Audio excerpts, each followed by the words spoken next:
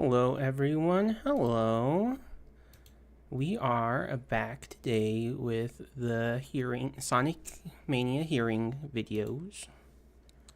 Hello, everyone. I am still setting some stuff up because these are usually a little funky, so please bear with me. Video can be found here. There we go. Control V. Beautiful. Pin it. It's been pinned. It looks like it is starting. Is this going to work? Welcome to the hearing of the Is it going to work right away? Technology and the Law Subcommittee. There we go, baby. Thank my partner in this effort, Senator Hawley, ranking member. Okay, let's go. Senator Durbin, chairman of the Judiciary Committee, and he will be speaking shortly. This hearing is on the oversight of artificial intelligence, the first in a series of hearings intended to write the rules of AI. Our goal is to demystify and hold accountable those new technologies to avoid some of the mistakes of the past. And now for some introductory remarks. Too often, we have seen what happens when technology outpaces regulation. The unbridled exploitation of personal data, the proliferation of disinformation, and the deepening of societal inequalities. We have seen how algorithmic biases can perpetuate discrimination and prejudice, and how the lack of transparency can undermine public trust. This is not the future we want. If you were listening from home, you might have thought that voice was mine and the words from me. But in fact, that voice was not mine. The words were not mine. And the audio was an AI voice cloning software trained on my floor speeches. The remarks were written by ChatGPT when it was asked how I would open this hearing. And you heard just now the result.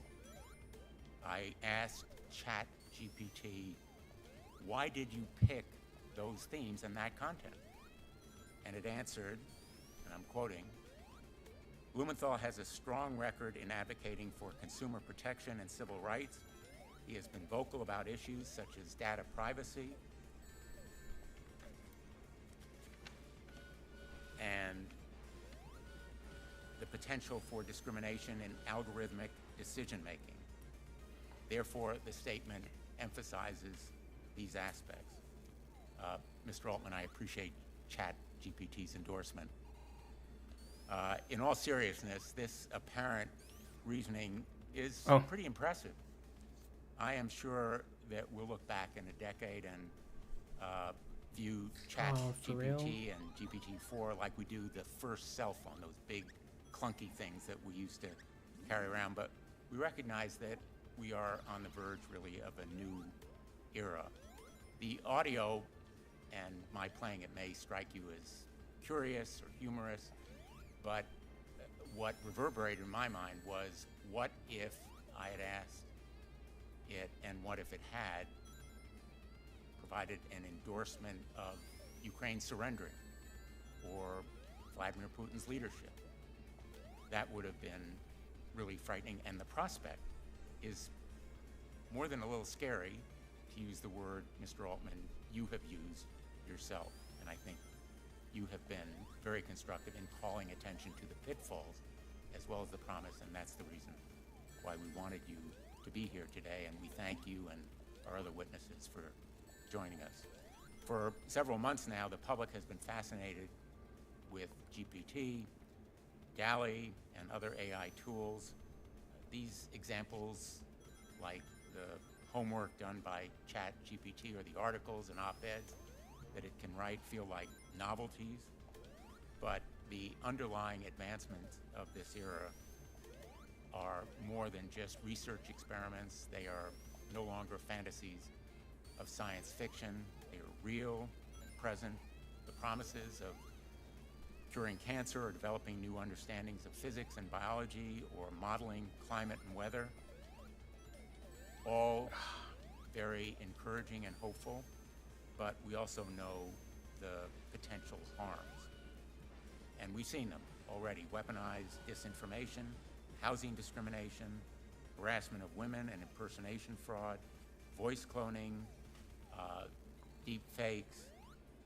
These are the potential risks despite the other rewards. And for me, perhaps the biggest nightmare is the looming new industrial revolution, the displacement of millions of workers, the loss of huge numbers of jobs, the need to prepare for this new industrial revolution in skill training and relocation that may be required. And already industry leaders are calling attention to those challenges. To quote ChatGPT, this is not necessarily the future that we want. We need to maximize the good over the bad. Congress has a choice now. We had the same choice when we faced social media. We failed to seize that moment. The result is predators on the internet, toxic content, exploiting children, creating dangers for them, and Senator Blackburn and I and others like Senator Durbin on the Judiciary Committee are trying to deal with it. It's Online Safety Act, but Congress failed to meet the moment on social media. Now we have the obligation to do it on AI before the threats and the risks become real. Sensible safeguards are not in opposition to innovation. Accountability is not a burden, far from it. They are the foundation of how we can move ahead while protecting public trust. They are how we can lead the world in technology and science, but also in promoting our democratic values. Otherwise, in the absence of that trust, I think we may well lose both. These are sophisticated technology, but there are basic know what to do there. expectations common in our law. We can start with transparency. AI companies ought to be required to test their systems, disclose known risks, and allow independent researcher access. We can establish scorecards and nutrition labels to encourage competition based on safety and trustworthiness. Limitations on use. There are places where the risk of AI is so extreme that we ought to impose restrictions or even ban their use, especially when it comes to commercial invasions of privacy for profit and decisions that affect people's livelihoods. And of course, accountability or liability. When AI companies and their clients cause harm, they should be held liable. We should not repeat our past mistakes.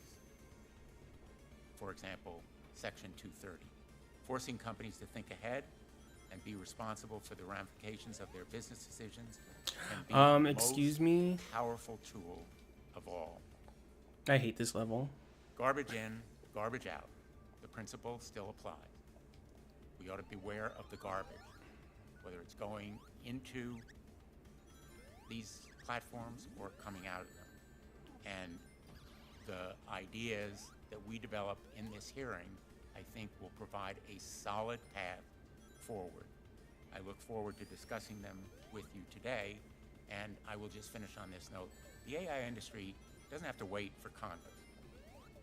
I hope there are ideas and feedback from this discussion and from the industry and voluntary action, such as we've seen lacking in many social media platforms, and the consequences have been huge. So I'm hoping that we will elevate rather than have a race to the bottom, and I think these hearings will be an important part of this conversation. This one is only the first. The ranking member and I have agreed there should be more, and we're going to invite other industry leaders. Some have committed to come, experts, academics, and the public, we hope, will participate. And with that, I will turn to the ranking member, Senator Hawley.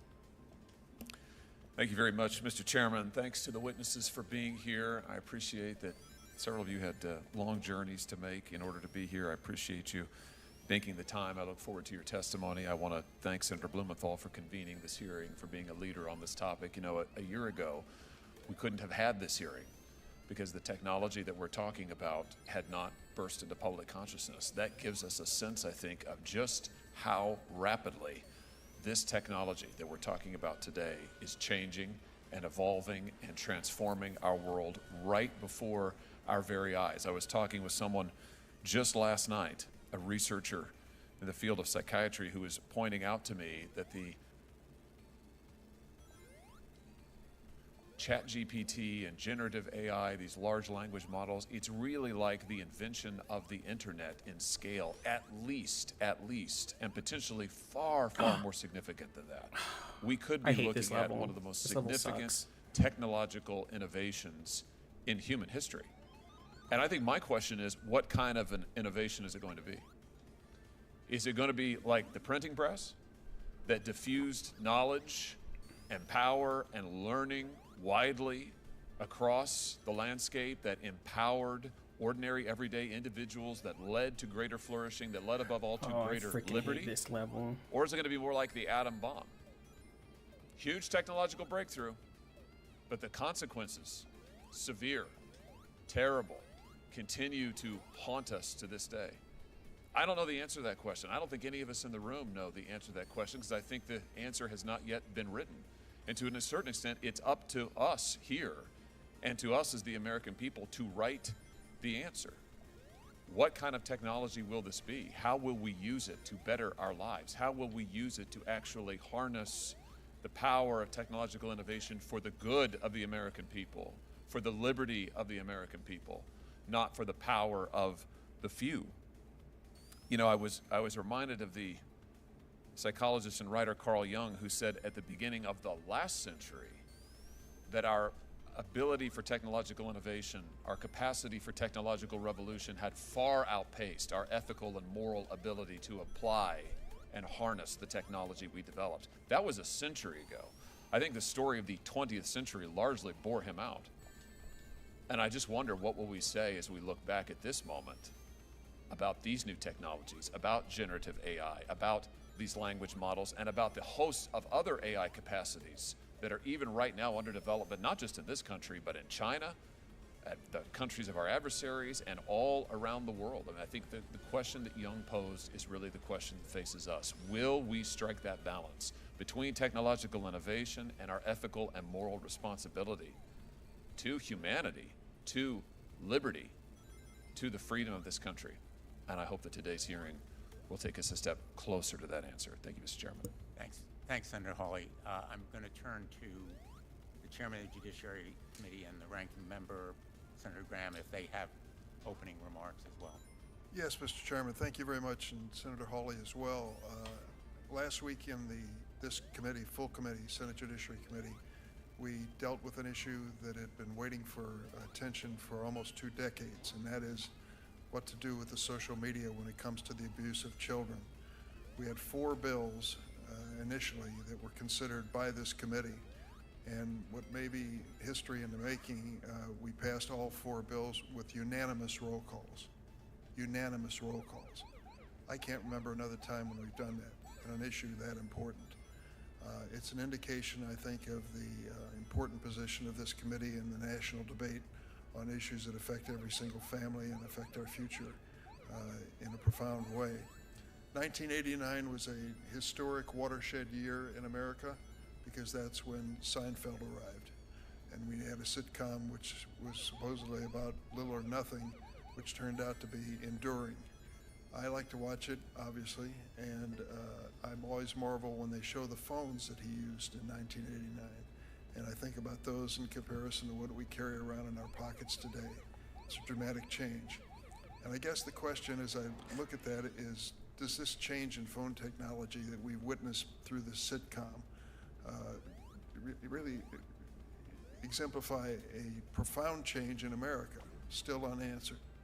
But the very basic question we face is whether or not this issue of AI is a quantitative change in technology or a qualitative change. The suggestions that I've heard from experts in the field suggest it's qualitative. Is it AI fundamentally different? Is it a game changer? Is it so disruptive that we need to treat it differently than other forms of innovation? That's the starting point. And the second starting point is one that's humbling, and that is the fact when you look at the record of Congress in dealing with innovation, technology, and rapid change, we're not designed for that. In fact, the Senate was not created for that purpose, but just the opposite. Slow things down, take a harder look at it, don't react to public sentiment, make sure you're doing the right thing. Well, I've heard of the potential, the positive potential of AI, and it is enormous. You can go through lists of the deployment of technology that would say that an idea you can sketch on a website, for a website on a napkin, can generate functioning code. Pharmaceutical companies could use the technology to identify new candidates to treat disease. The list goes on and on. And then, of course, the danger, and it's profound as well. So I'm glad that this hearing is taking place, and I think it's important for all of us to participate. I'm glad that it's a bipartisan approach. We're going to have to scramble to keep up with the pace of innovation in terms of our government public response to it, but this is a great start. Thank you, Mr. Chairman. Thanks, Senator Durbin. It is very much a bipartisan approach, very deeply and broadly bipartisan, and in that spirit, I'm going to turn to my friend Senator Graham.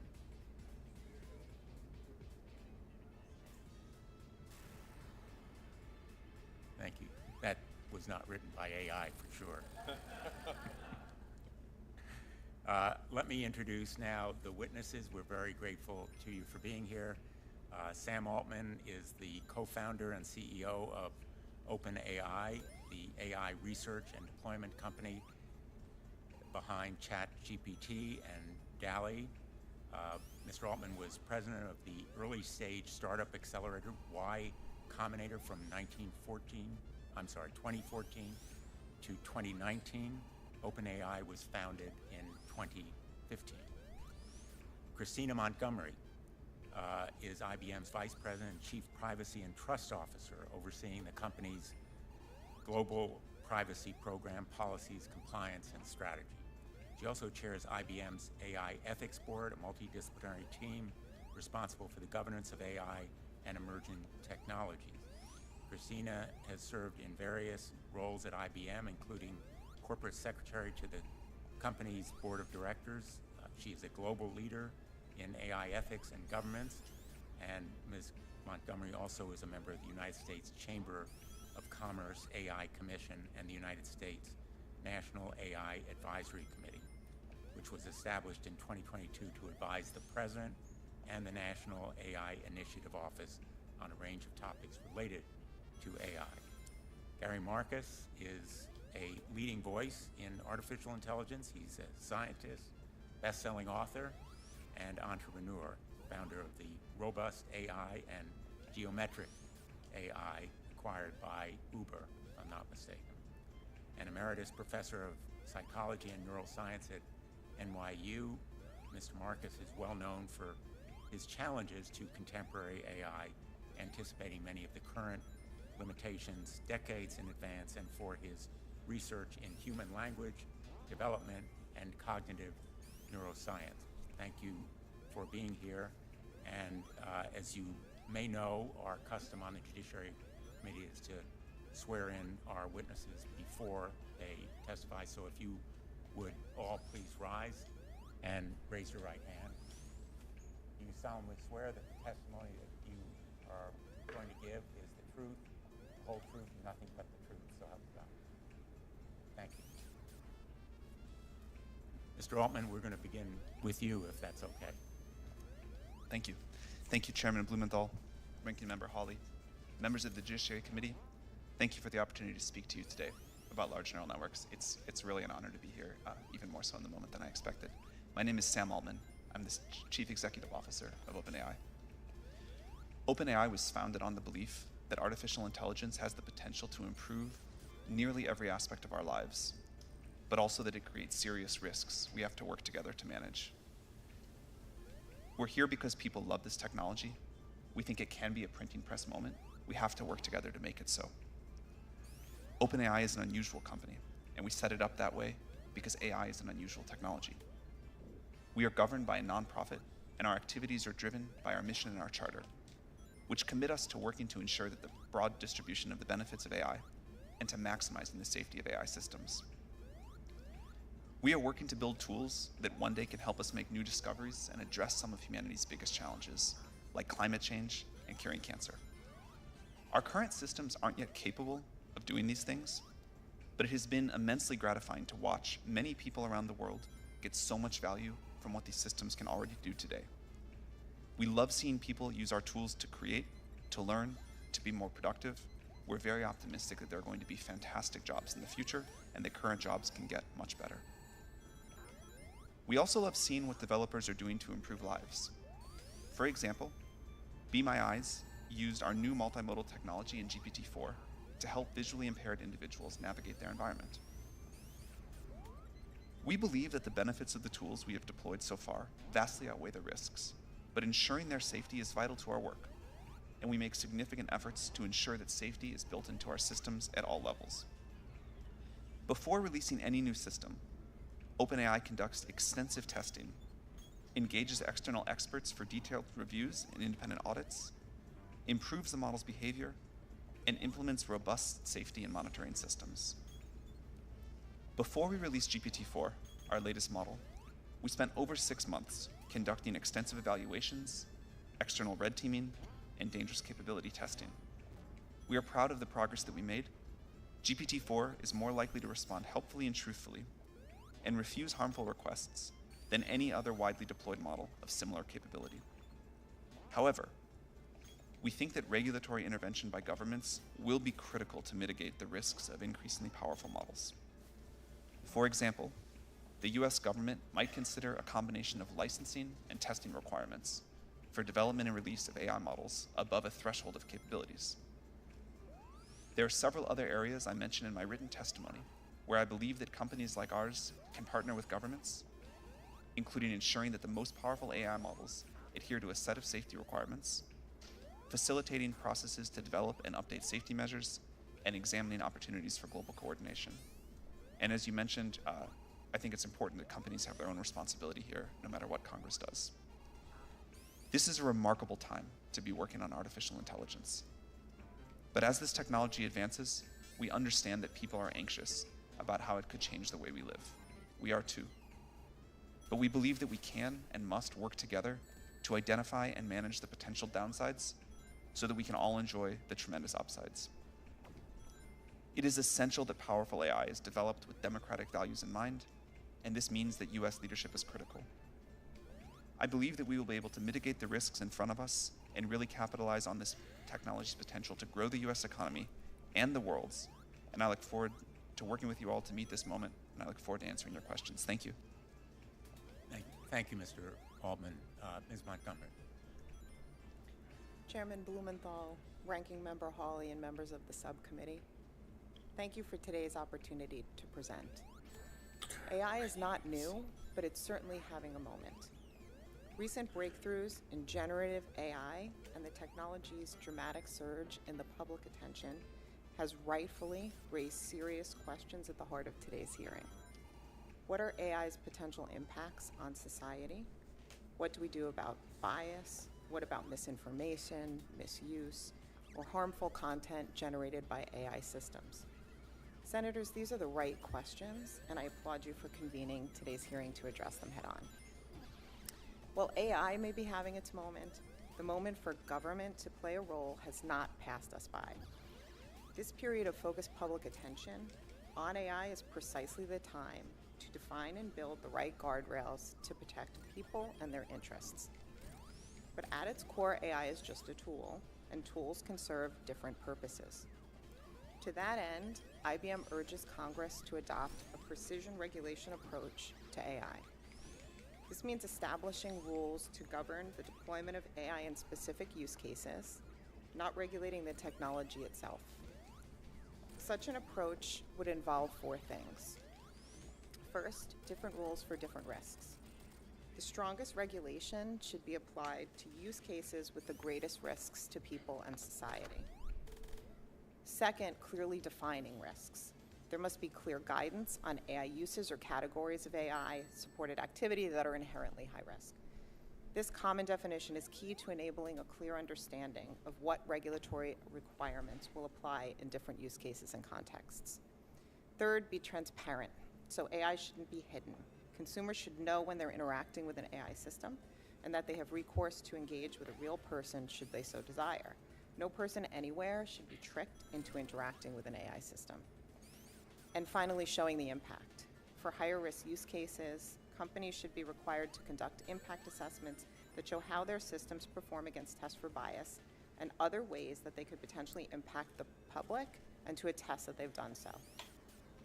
By following risk-based use case specific approach at the core of precision regulation, Congress can mitigate the potential risks of AI without hindering innovation. Taco. But businesses also play a critical role in ensuring the responsible deployment of AI. Companies active in developing or using AI must have strong internal governance, including, among other things, designating a lead AI ethics official responsible for an organization's trustworthy AI strategy, standing up an ethics board or a similar function as a centralized clearinghouse for resources to help guide implementation of that strategy. IBM has taken both of these steps, and we continue calling on our industry peers to follow suit. Our AI Ethics Board plays a critical role in overseeing internal AI governance processes, creating reasonable guardrails to ensure we introduce technology into the world in a responsible and safe manner. It provides centralized governance and accountability while still being flexible enough to support decentralized initiatives across IBM's global operations. We do this because we recognize that society grants our license to operate. And with AI, the stakes are simply too high. We must build, not undermine the public trust. The era of AI cannot be another era of move fast and break things. But we don't have to slam the brakes on innovation either. These systems are within our control today, as are the solutions. What we need at this pivotal moment is clear, reasonable policy and sound guardrails. These guardrails should be matched with meaningful steps by the business community to do their part. Congress and the business community must work together to get this right. The American people deserve no less. Thank you for your time, and I look forward to your questions. Thank you, Professor Marcus.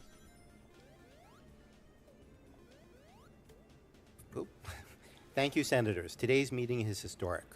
I'm profoundly grateful to be here. I come as a scientist, someone who's founded AI companies, and as someone who genuinely loves AI, but who is increasingly worried. There are benefits, but we don't yet know whether they will outweigh the risks. Fundamentally, these new systems are going to be destabilizing. They can and will create persuasive lies at a scale humanity has never seen before. Outsiders will use them to affect our elections, insiders to manipulate our markets and our political systems. Democracy itself is threatened. Chatbots will also clandestinely shape our opinions, potentially exceeding what social media can do. Choices about data sets that AI companies use will have enormous unseen influence. Those who choose the data will make the rules, shaping society in subtle but powerful ways. There are other risks too, many stemming from the inherent unreliability of current systems. A law professor, for example, was accused by a chatbot of sexual harassment, untrue, and it pointed to a Washington Post article that didn't even exist. The more that happens, the more that anybody can deny anything. As one prominent lawyer told me on Friday, defendants are starting to claim that plaintiffs are making up legitimate evidence. These sorts of allegations undermine the abilities of juries to decide what or who to believe and contribute to the undermining of democracy. Poor medical advice could have serious consequences too. An open source large language model recently seems to have played a role in a person's decision to take their own life. The large language model asked the human, if you wanted to die, why didn't you do it earlier? And then followed up with, were you thinking of me when you overdosed? Without ever referring the patient to the human help that was obviously needed. Another system rushed out and made available to millions of children told a person posing as a 13-year-old how to lie to her parents about a trip with a 31-year-old man. Further threats continue to emerge regularly. A month after GPT-4 was released, OpenAI released ChatGPT plugins, which quickly led others to develop something called AutoGPT, with direct access to the internet, the ability to write source code, and increased powers of automation. This may well have drastic and difficult to predict security consequences. What criminals are going to do here is to create counterfeit people. It's hard to even envision the consequences of that. We have built machines that are like bulls in a china shop, powerful, reckless, and difficult to control. We all more or less agree on the values we would like for our AI systems to honor. We want, for example, for our systems to be transparent, to protect our privacy, to be free of bias, and above all else, to be safe. But current systems are not in line with these values.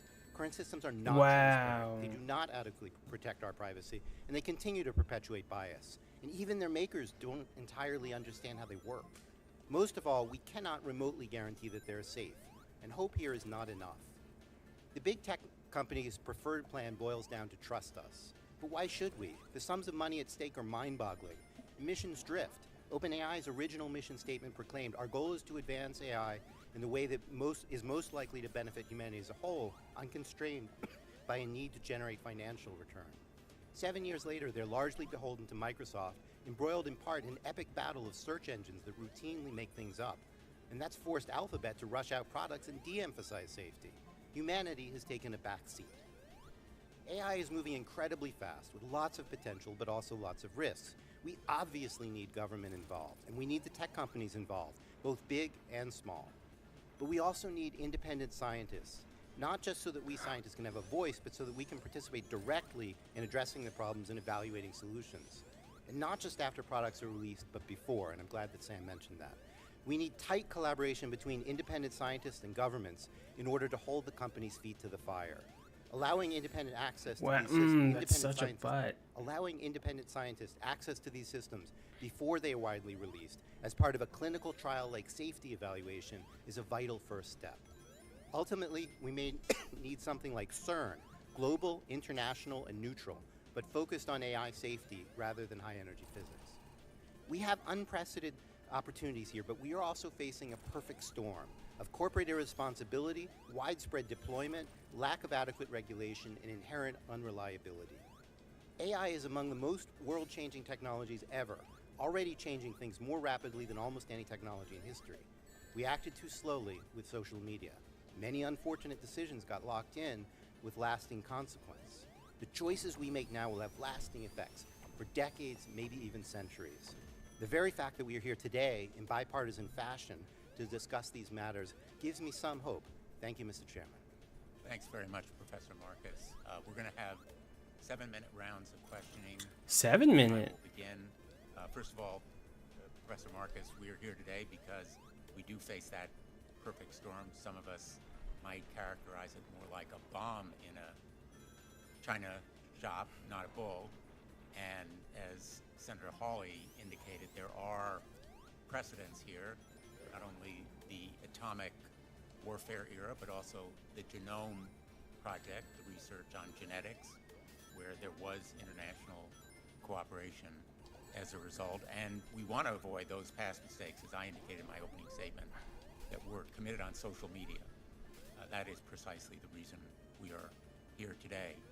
ChatGPT makes mistakes. All AI does. And it can be a convincing liar, what people call hallucinations. That might be an innocent problem in the opening of a Judiciary subcommittee hearing where a voice is impersonated, mine in this instance, or quotes from research papers that don't exist, but ChatGPT and Bard are willing to answer questions about life or death matters, for example, drug interactions. And those kinds of mistakes can be deeply damaging. I'm interested in how we can have reliable information about the accuracy and trustworthiness of these models, and how we can create competition and consumer disclosures that reward greater accuracy. The National Institute of Standards and Technology actually already has an AI accuracy test, the face recognition vendor test. It doesn't solve for all the issues with facial recognition, but the scorecard does provide useful information about the capabilities and flaws of these systems. So there's work on models to assure accuracy and integrity. My question, let me begin with you, Mr. Altman, is should we consider independent testing labs to provide scorecards and nutrition labels, or the equivalent of nutrition labels, packaging that indicates to people whether or not the content can be trusted, what the ingredients are, and what the garbage going in may be, because it could result in garbage going out? Yeah, I think that's a great idea. I think that companies should put their own sort of, here are the results of our test of our model before we release it. Here's where it has weaknesses, here's where it has strengths, but also independent audits for that are very important. These models are getting more accurate over time. This is, as we have, I think, said as loudly as anyone, this technology is in its early stages. It definitely still makes mistakes. We find that users are pretty sophisticated and understand where the mistakes are that they need, or likely to be, that they need to be responsible for verifying what the models say, that they go off and check it. I worry that as the models get better and better, the users can have sort of less and less of their own discriminating thought process around it. But I think users are more capable than we often give them credit for in conversations like this. I think a lot of disclosures, which if you've used ChatGPT, you'll see about the inaccuracies of the model, are also important. And I'm excited for a world where companies publish with the models information about how they behave, where the inaccuracies are, and independent agencies or companies provide that as well. I think it's a great idea. I alluded in my opening remarks to the jobs issue, the economic effects on employment. I think you have said, in fact, and I'm going to quote, "Development of superhuman machine intelligence is probably the greatest threat to the continued existence of humanity," end quote.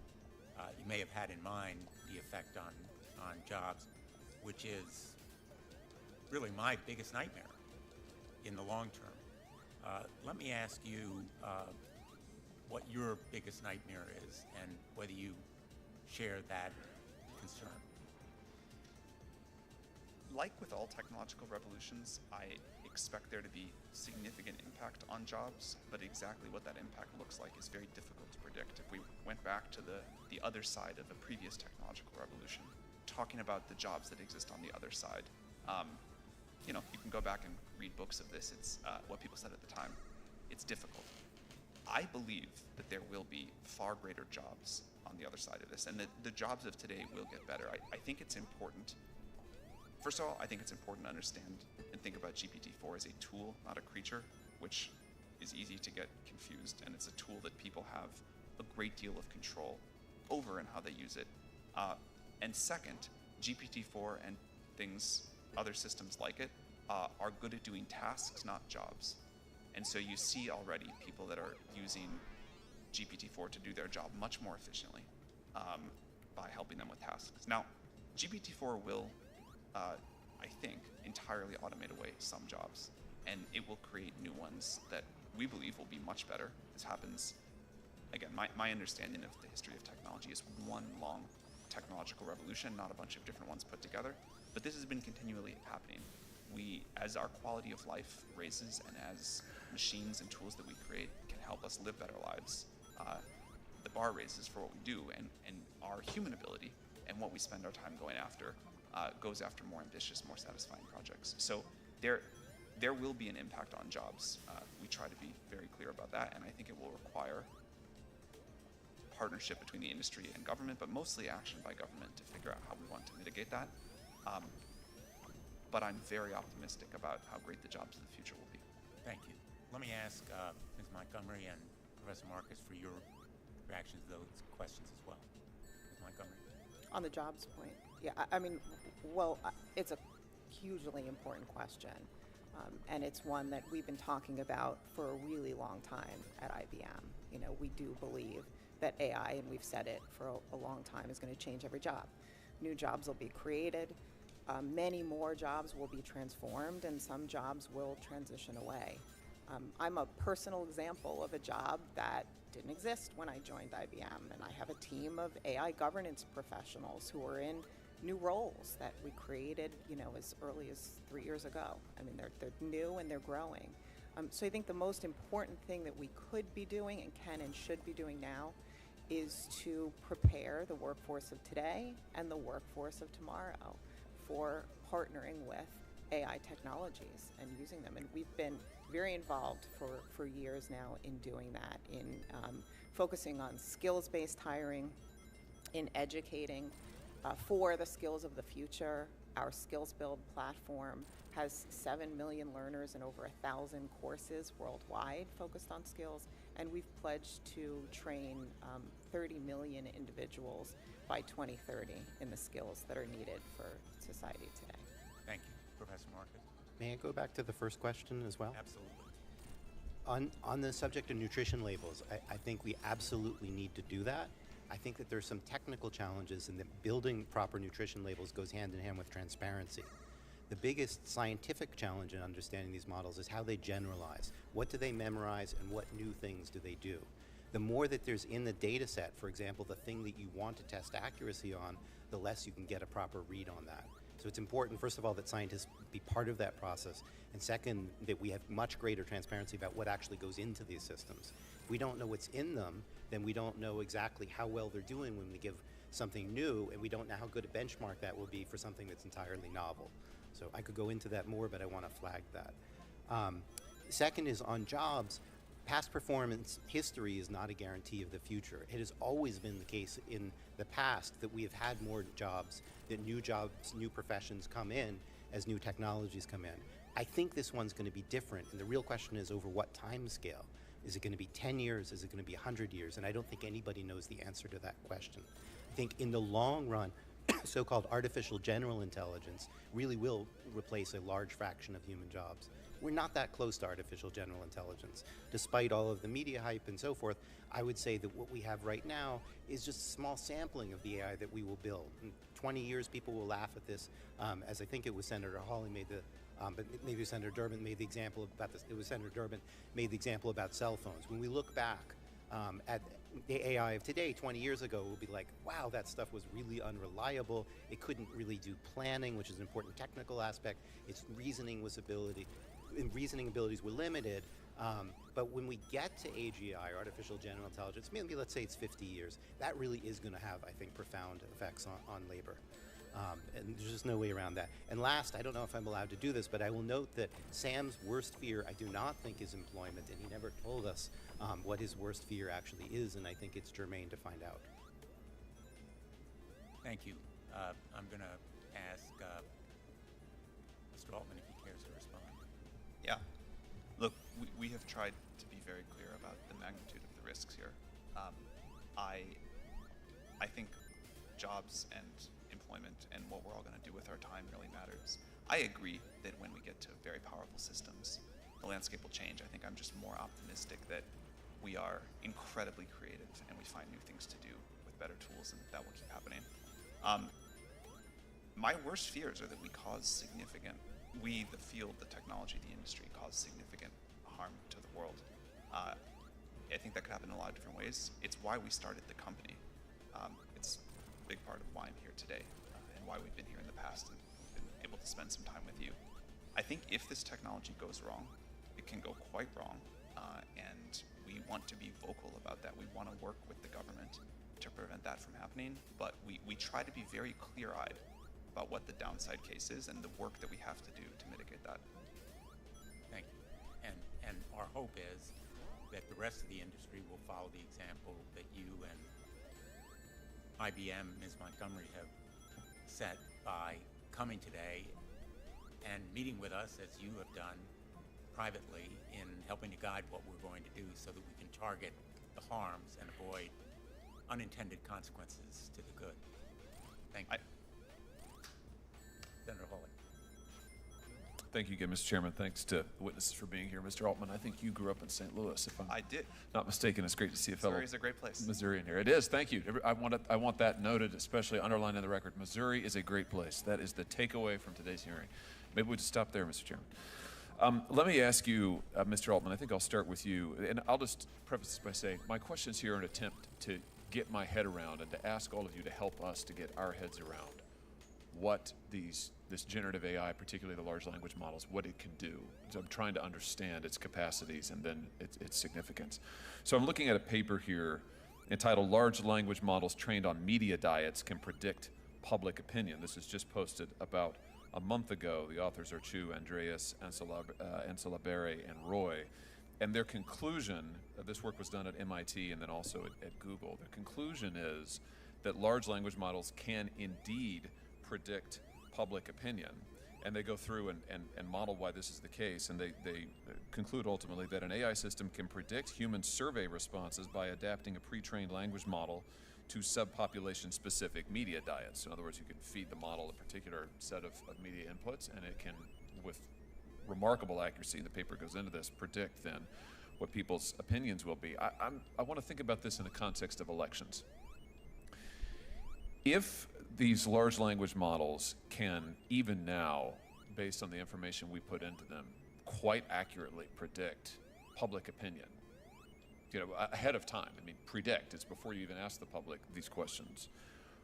What will happen when entities, whether it's corporate entities or whether it's governmental entities or whether it's campaigns or whether it's foreign actors, take this survey information, these predictions about public opinion, and then fine-tune strategies to elicit certain responses, certain behavioral responses? I mean, we already know, this committee has heard testimony, I think 3 years ago now, about the effect of something as prosaic, it now seems, as Google search, the effect that this has on voters in an election, particularly undecided voters in the final days of an election who may try to get information from Google search, and what an enormous effect the ranking of the Google search, the articles that it returns, has come an enormous effect on an undecided voter.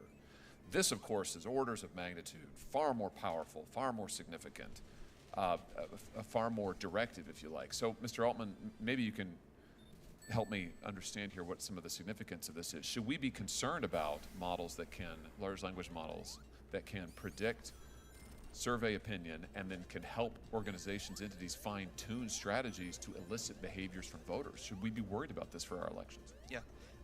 Thank you, Senator Hawley, for the question. It's one of my areas of greatest concern, the more general ability of these models to manipulate, to persuade, to provide sort of one-on-one interactive disinformation. I think that's like a broader version of what you're talking about, but given that we're going to face an election next year and these models are getting better, I think this is a significant area of concern. I think there's a lot of policies that companies can voluntarily adopt, and I'm happy to talk about what we do there. I do think some regulation would be quite wise on this topic. Someone mentioned earlier, it's something we really agree with. People need to know if they're talking to an AI, if content that they're looking at might be generated or might not. I think it's a great thing to do, is to make that clear. I think we also will need rules, guidelines about what's expected in terms of disclosure from a company providing a model that could have these sorts of abilities that you talk about. So I'm nervous about it. I think people are able to adapt quite quickly. When Photoshop came onto the scene a long time ago, for a while people were really quite fooled by Photoshopped images, and then pretty quickly developed an understanding that images might be Photoshopped. This will be like that, but on steroids. And the interactivity, the ability to really model, predict humans well, as you talked about, I think is going to require a combination of companies doing the right thing, regulation, and public education. Professor Marcus, do you want to address this? Yeah, I'd like to add two things. One is in the appendix to my remarks, I have two papers to make you even more concerned. One is in the Wall Street Journal just a couple days ago called "Help, My Political Beliefs Were Altered by a Chatbot." And I think the scenario you raised was that we might basically observe people and use surveys to figure out what they're saying. But as Sam just acknowledged, the risk is actually worse, that the systems will directly, maybe not even intentionally, manipulate people. And that was the thrust of the Wall Street Journal article. And it links to an article that I've also linked to called "Interacting," and it's not yet published, not yet peer-reviewed, "Interacting with Opinionated Language Models Changes Users' Views." And this comes back ultimately to data. One of the things that I'm most concerned about with GPT-4 is that we don't know what it's trained on. I guess Sam knows, but the rest of us do not. And what it is trained on has consequences for essentially the biases of the system. We could talk about that in technical terms.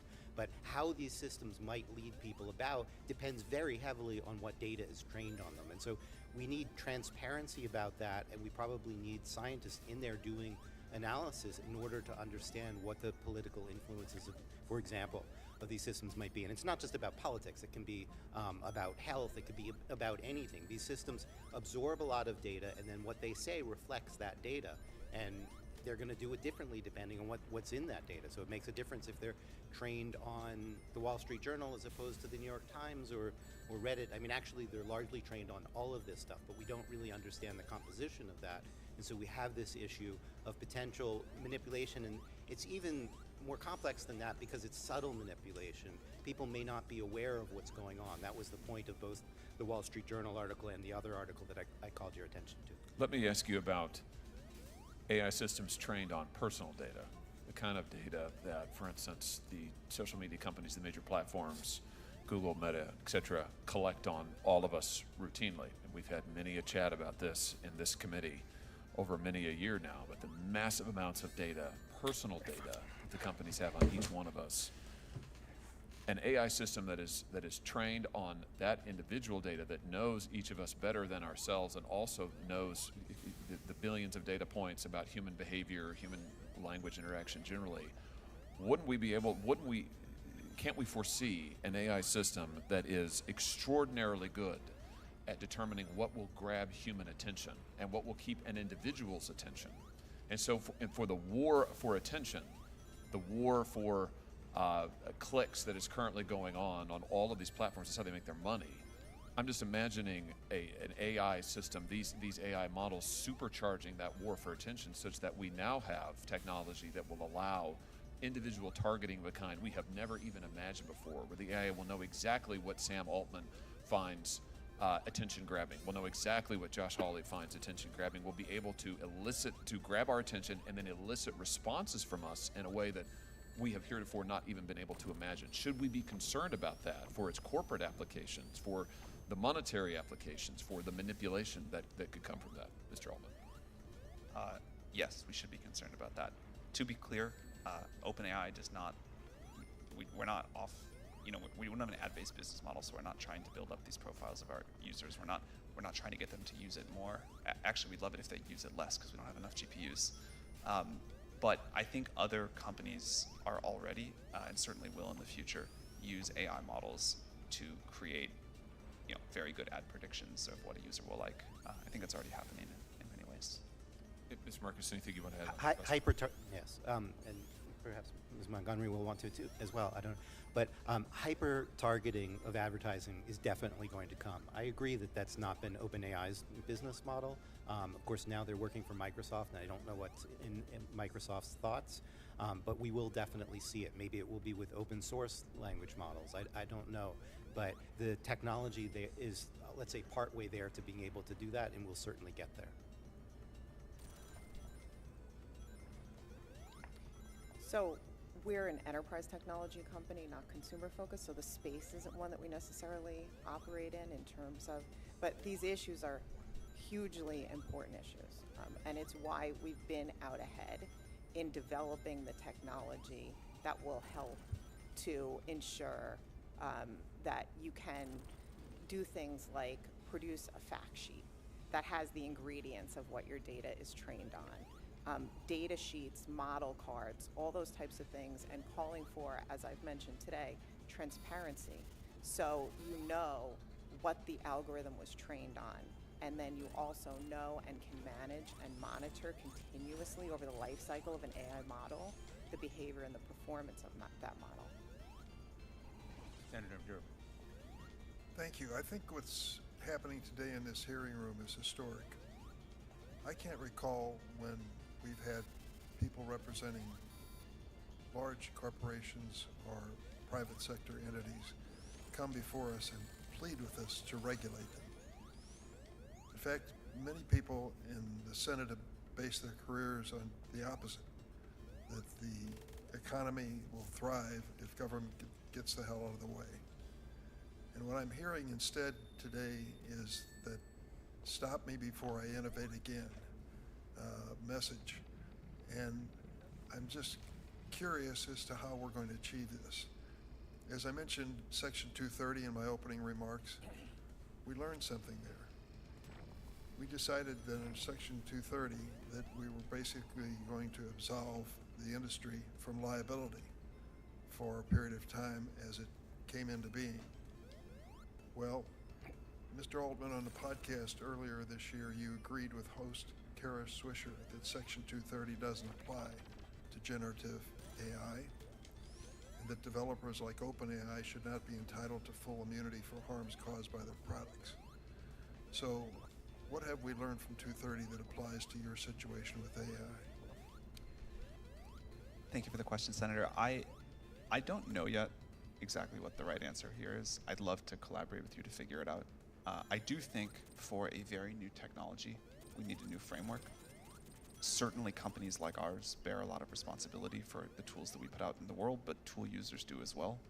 And how we want, and also people that will build on top of it between them and the end consumer, and how we want to come up with a liability framework there is a super important question, and we'd love to work together.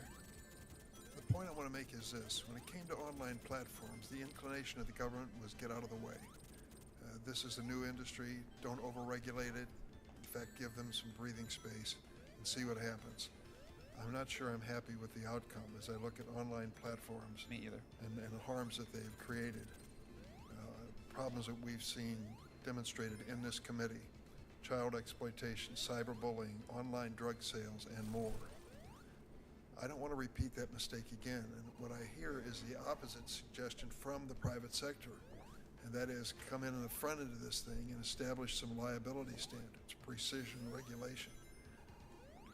For a major company like IBM to come before this committee and say to the government, please regulate us, can you explain the difference in thinking from the past and now? Yeah, absolutely. So for us, this comes back to the issue of trust and trust in the technology. Trust is our license to operate, as I mentioned in my remarks. And so we firmly believe, and we've been calling for precision regulation of artificial intelligence for years now. This is not a new position. We think that technology needs to be deployed in a responsible and clear way, that we've taken principles around that, trust and transparency, we call them, are principles that were articulated years ago, and build them into practices. That's why we're here advocating for precision regulatory approach. So we think that AI should be regulated at the point of risk, essentially, and that's the point at which technology meets society. Let's take a look at what that might appear to be. Members of Congress are a pretty smart lot of people, maybe not as smart as we think we are many times, and government certainly has a capacity to do amazing things. But when you talk about our ability to respond to the current challenge and perceived challenge of the future, challenges which you all have described in terms which are hard to forget.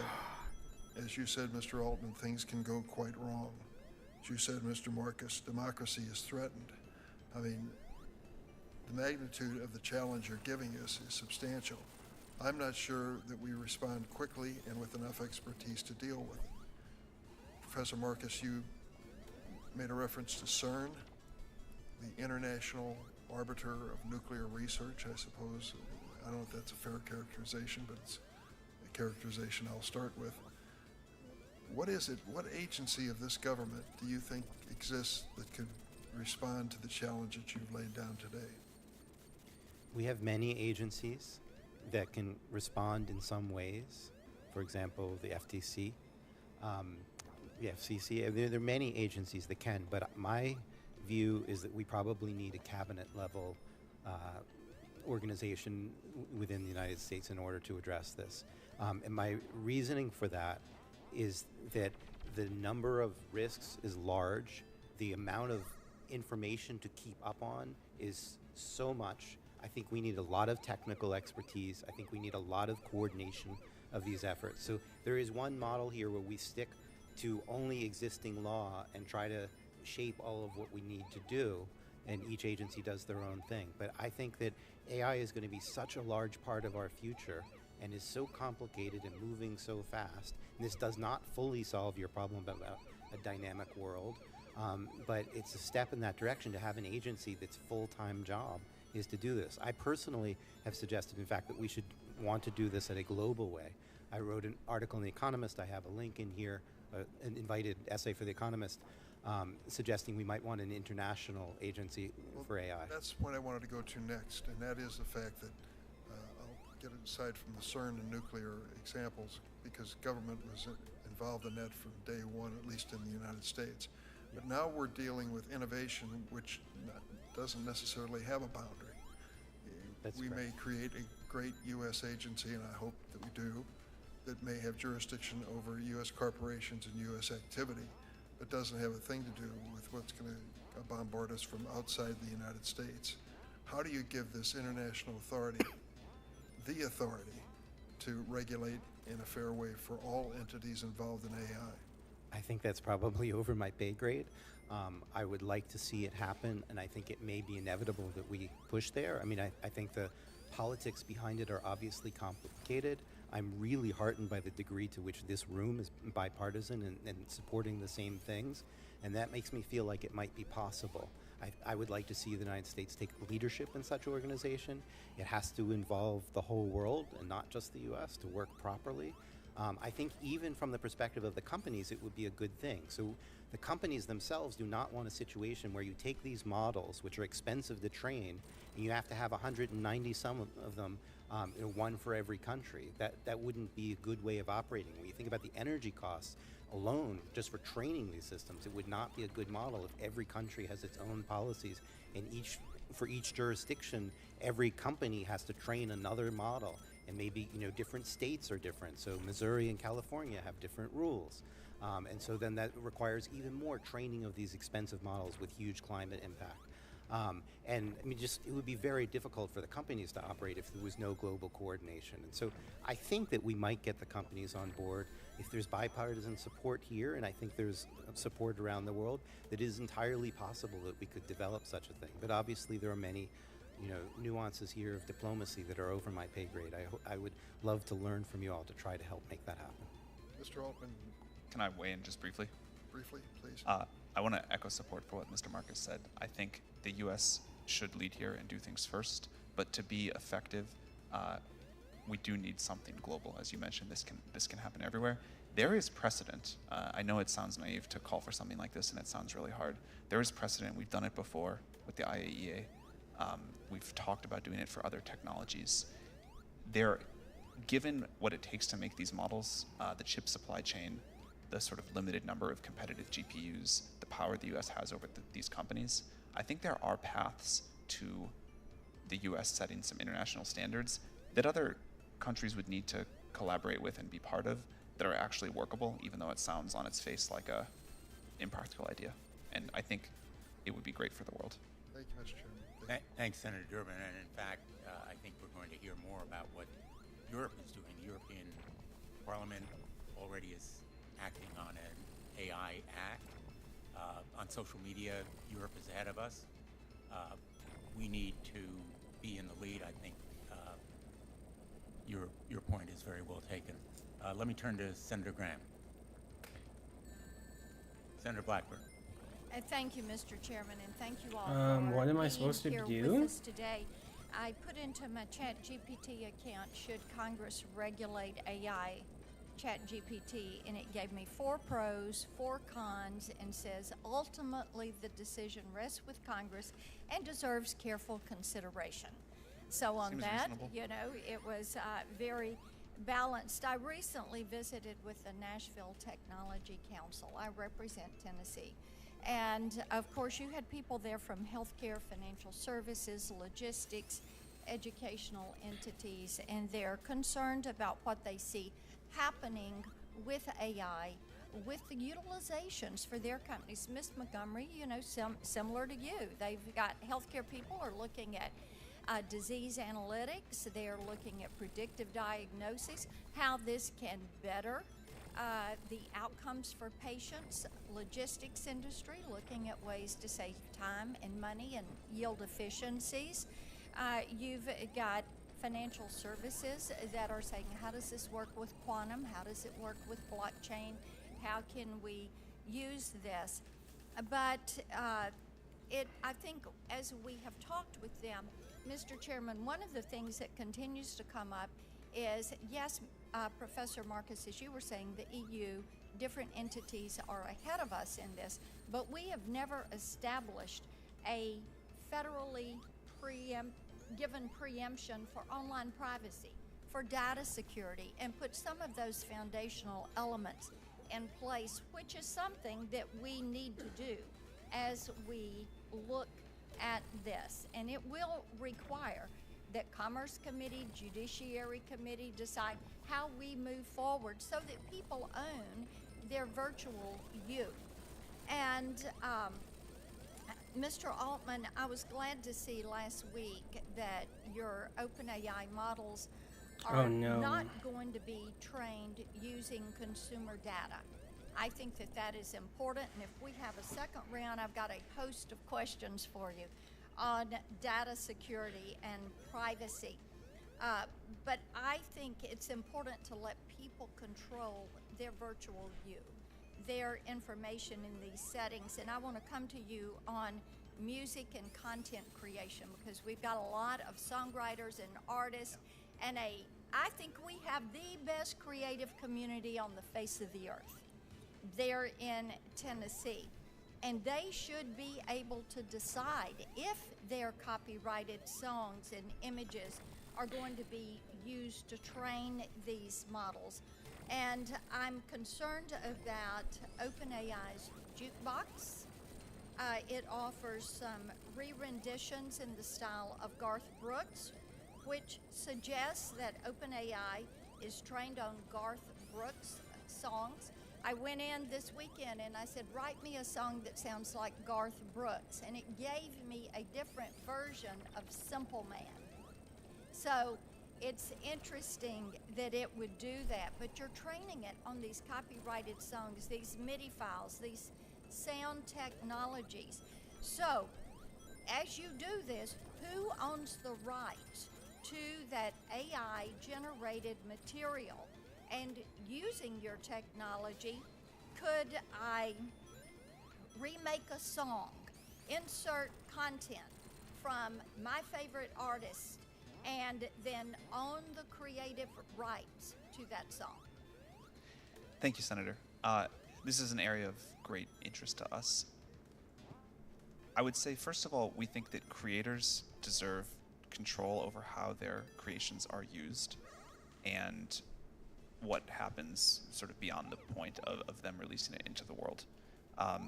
Second, I think that we need to figure out new ways with this new technology that creators can win, succeed, have a vibrant life, and I'm optimistic that this will present it. Then let me ask you this: how do you compensate the artist? That's exactly what I was going to say. Okay. We're working with artists now, visual artists, musicians, to figure out what people want. There's a lot of different opinions, unfortunately, and at some point we'll have to. Let me ask you this: do you favor something like Sound Exchange that has worked in the area of radio? I'm not familiar with Sound Exchange, I'm sorry. Streaming. Okay, you've got your team behind you. Get back to me on that. That would be a third-party entity. Okay. So let's discuss that. Let me move on. Can you commit, as you've done with consumer data, not to train ChatGPT, OpenAI, Jukebox, or other AI models on artists and songwriters' copyrighted works, or use their voices and their likenesses without first receiving their consent? So first of all, Jukebox is not a product we offer. That was a research release, but it's not, unlike ChatGPT or DALL-E. Yeah, but we've lived through Napster. Yes.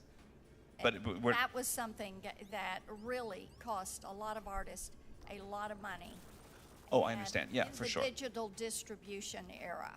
I don't know the numbers on Jukebox on the top of my head as a research release. I can follow up with your office, but it's not jukebox is not something that gets much attention or usage. It was put out to show that something's possible. Well, Senator Durbin just said, and I think it's a fair warning to you all.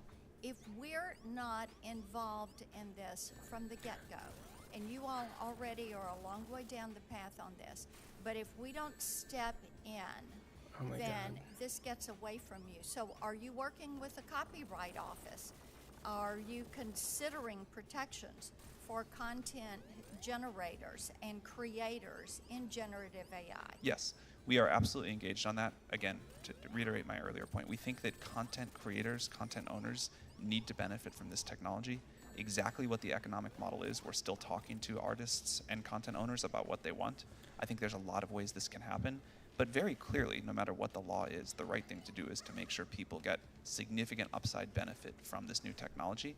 And we believe that it's really going to deliver that, but that content owners, likenesses, people totally deserve control over how that's used and to benefit from it. Okay, so on privacy then, how do you plan to account for the collection of voice and other user-specific data, things that are copyrighted, user-specific data through your AI applications? Because if I can go in and say, write me a song that sounds like Garth Brooks, and it takes part of an existing song, there has to be a compensation to that artist for that utilization and that use. If it was radio play, it would be there. If it was streaming, it would be there. So if you're going to do that, what is your policy for making certain you're accounting for that and you're protecting that individual's right to privacy and their right to secure that data and that created work? So a few thoughts about this. Number one, we think that people should be able to say, I don't want my personal data trained on. I think that's right. That gets to a national privacy law, which many of us here on the dais are working toward getting something that we can use. Yeah, I think strong privacy. My time's expired. Let Okay. me yield back. Thank you, Mr. Chair. Thanks, Senator Blackburn. Senator Cloverfield. Thank you very much, Mr. Chairman. Senator Blackburn, I love Nashville, I love Tennessee, love your music, but I will say I used ChatGPT and just asked what are the top creative song artists of all time, and 2 of the top 3 were from Minnesota.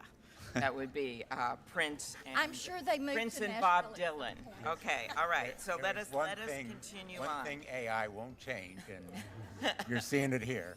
All right, so on a more serious note, though, my staff and I, in my role as chair of the Rules Committee and leading a lot of the election bill, and we just introduced a bill that's Representative Yvette Clark from New York introduced over the House, Senator Booker and Bennett and I did, on political advertisements. But that is just, of course, the tip of the iceberg. You know this from your discussions with Senator Hawley and others about the images, and my own view. It's Senator Graham's of Section 230 is that we just can't let people make stuff up and then not have any consequence. But I'm going to focus in on what one of my jobs will be on the Rules Committee, and that is election misinformation. And we just asked ChatGPT to do a tweet about a polling location in Bloomington, Minnesota, and said there are long lines at this polling location at Atonement Lutheran Church. Where should we go? Now, albeit it's not an election right now, but the answer, the tweet that was drafted, was a completely fake thing. Go to 1234 Elm Street. And so you can imagine what I'm concerned about here with an election upon us, with primary elections upon us, that we're going to have all kinds of misinformation. And I just want to know what you're planning on doing about it. I know we're going to have to do something soon, not just for the images of the candidates, but also for misinformation about the actual polling places and election rules. Thank you, Senator. We talked about this a little bit earlier. We are quite concerned about the impact this can have on elections. I think this is an area where hopefully the entire industry and the government can work together quickly. There's many approaches, and I'll talk about some of the things we do, but before that, I think it's tempting to use the frame of social media. But this is not social media, this is different, and so the response that we need is different. This is a tool that a user is using to help generate content more efficiently than before. They can change it, they can test the accuracy of it. If they don't like it, they can get another version.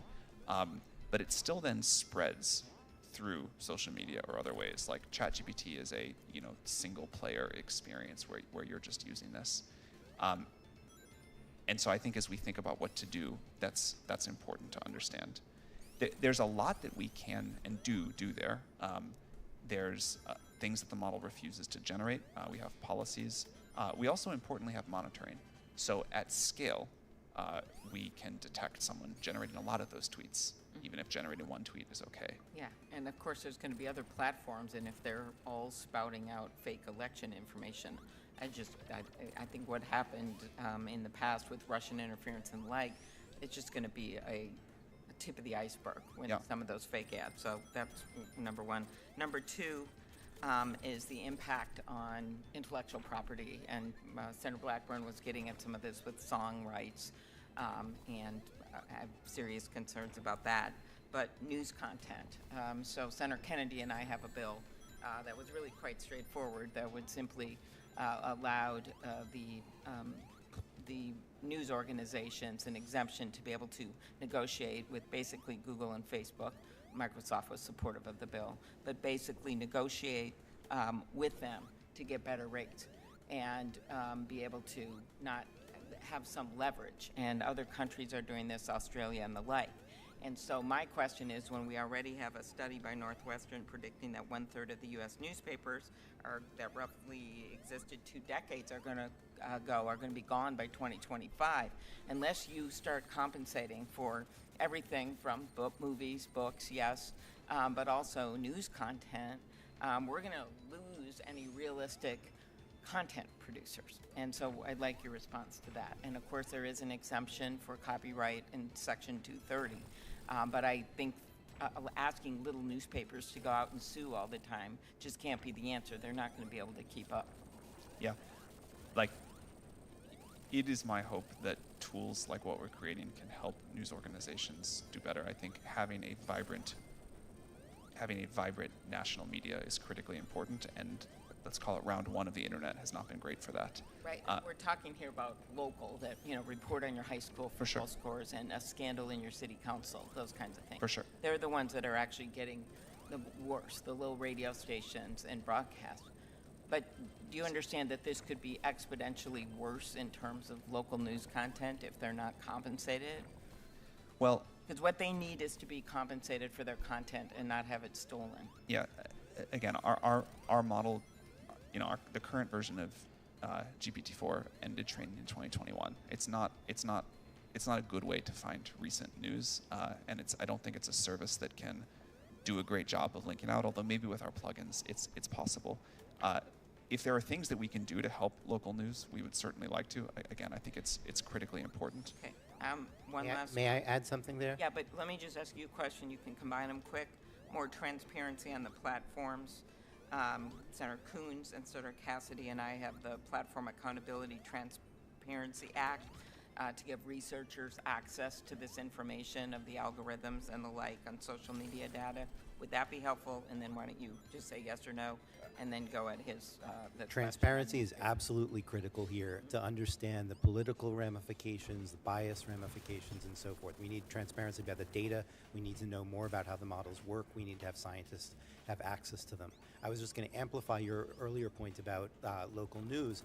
A lot of news is going to be generated by these systems. They're not reliable. NewsGuard already has a study. I'm sorry, it's not in my appendix, but I will get it to your office, showing that something like 50 websites are already generated by bots. We're going to see much, much more of that, and it's going to make it even more competitive for the local news organizations. And so the quality of the sort of overall news market is going to decline as we have more generated content by systems that aren't actually reliable in the content they're generated. Thank you, and thank you on a very timely basis to make the argument why we have to mark up this bill again in June. I appreciate it. Thank you. Senator Graham. Thank you, Mr. Chairman, and Senator Hawley for having this. I'm trying to find out how it is different than social media and learn from the mistakes we made with social media.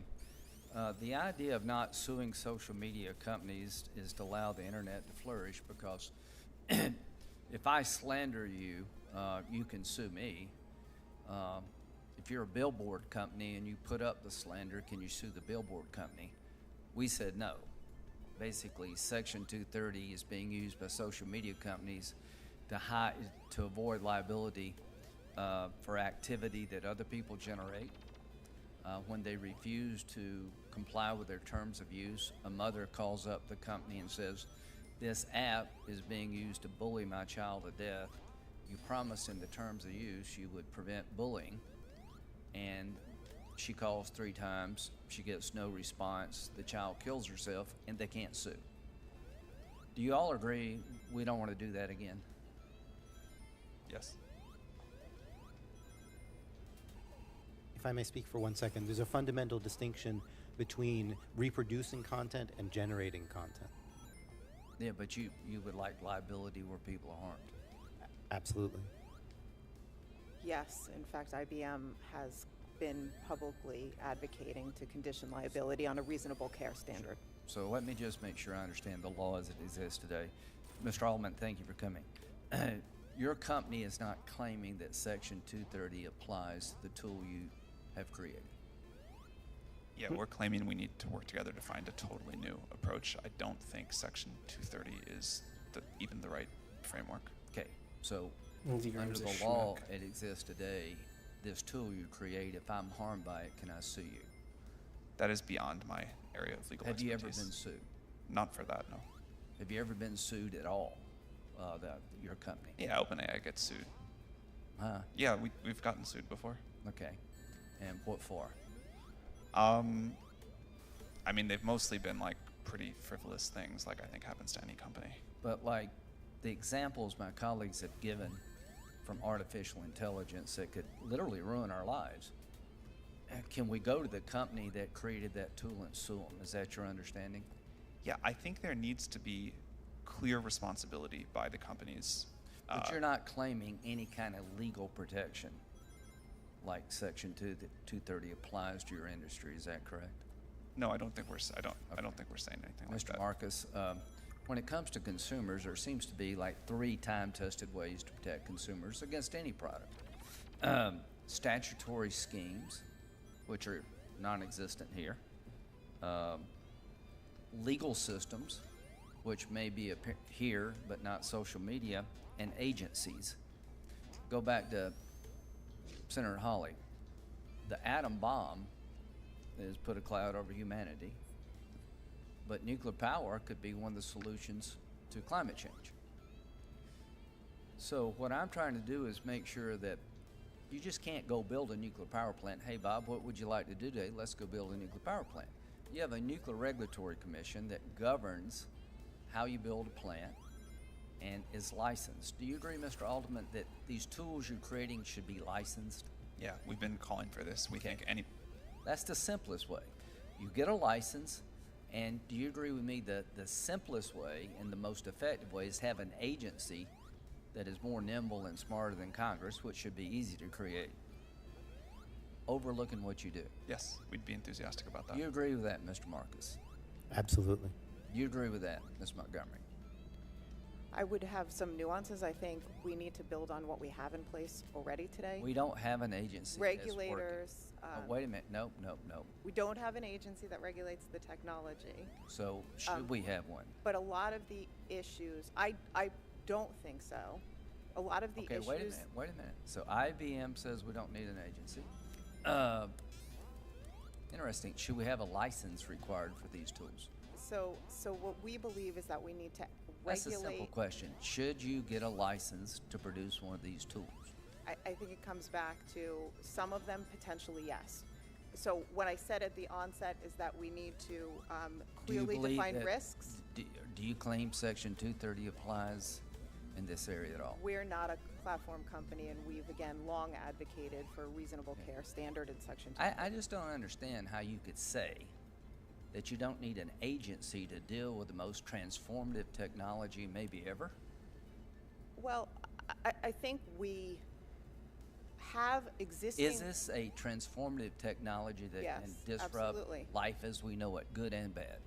I think it's a transformative technology, certainly. And the conversations that we're having here today have been really bringing to light the fact that Yeah, this is- the domains and the issues. This one with you has been very enlightening to me. Mr. Altman, why are you so willing to have an agency? Senator, we've been clear about what we think the upsides are, and I think you can see from users how much they enjoy and how much value they're getting out of it, but we've also been clear about what the downsides it's are, a and tool. so that's why we think we Right, need an agency. so it's a major tool to be used by a lot It's of a people, major right? new technology. Okay, if We you think build, it'll if- be- yeah, if you make a ladder and the ladder doesn't work, you can sue the people who made the ladder, but there's some standards out there to make a ladder. So That's why what- we're agreeing with you. Yeah, that's right. I think you're on the right track. So here's what my 2 cents worth for the committee is that we need to empower an agency that issues a license and can take it away. Wouldn't that be some Yes. incentive to that do should it be- right if you could actually be taken out of business? Clearly, that should be part of what an agency can do. Now, and you also agree that China's doing AI research, is that right? Correct.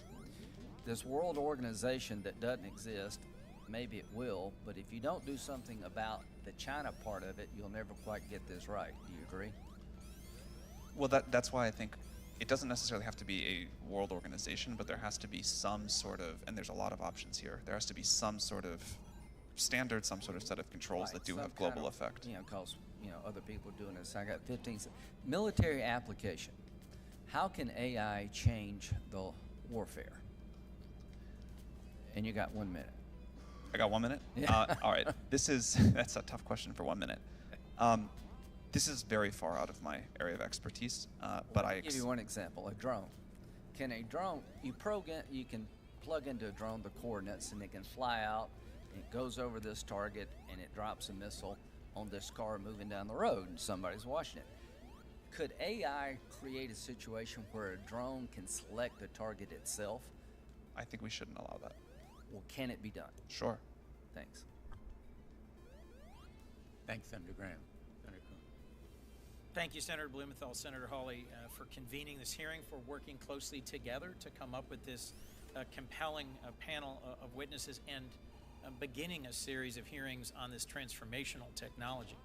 We recognize the immense promise and substantial risks associated with generative AI technologies. We know these models can make us more efficient, help us learn new skills, open whole new vistas of creativity, but we also know that generative AI can authoritatively deliver wildly incorrect information. It can hallucinate, as is often described. It can impersonate loved ones. It can encourage self-destructive behaviors, and it can shape public opinion and the outcome of elections.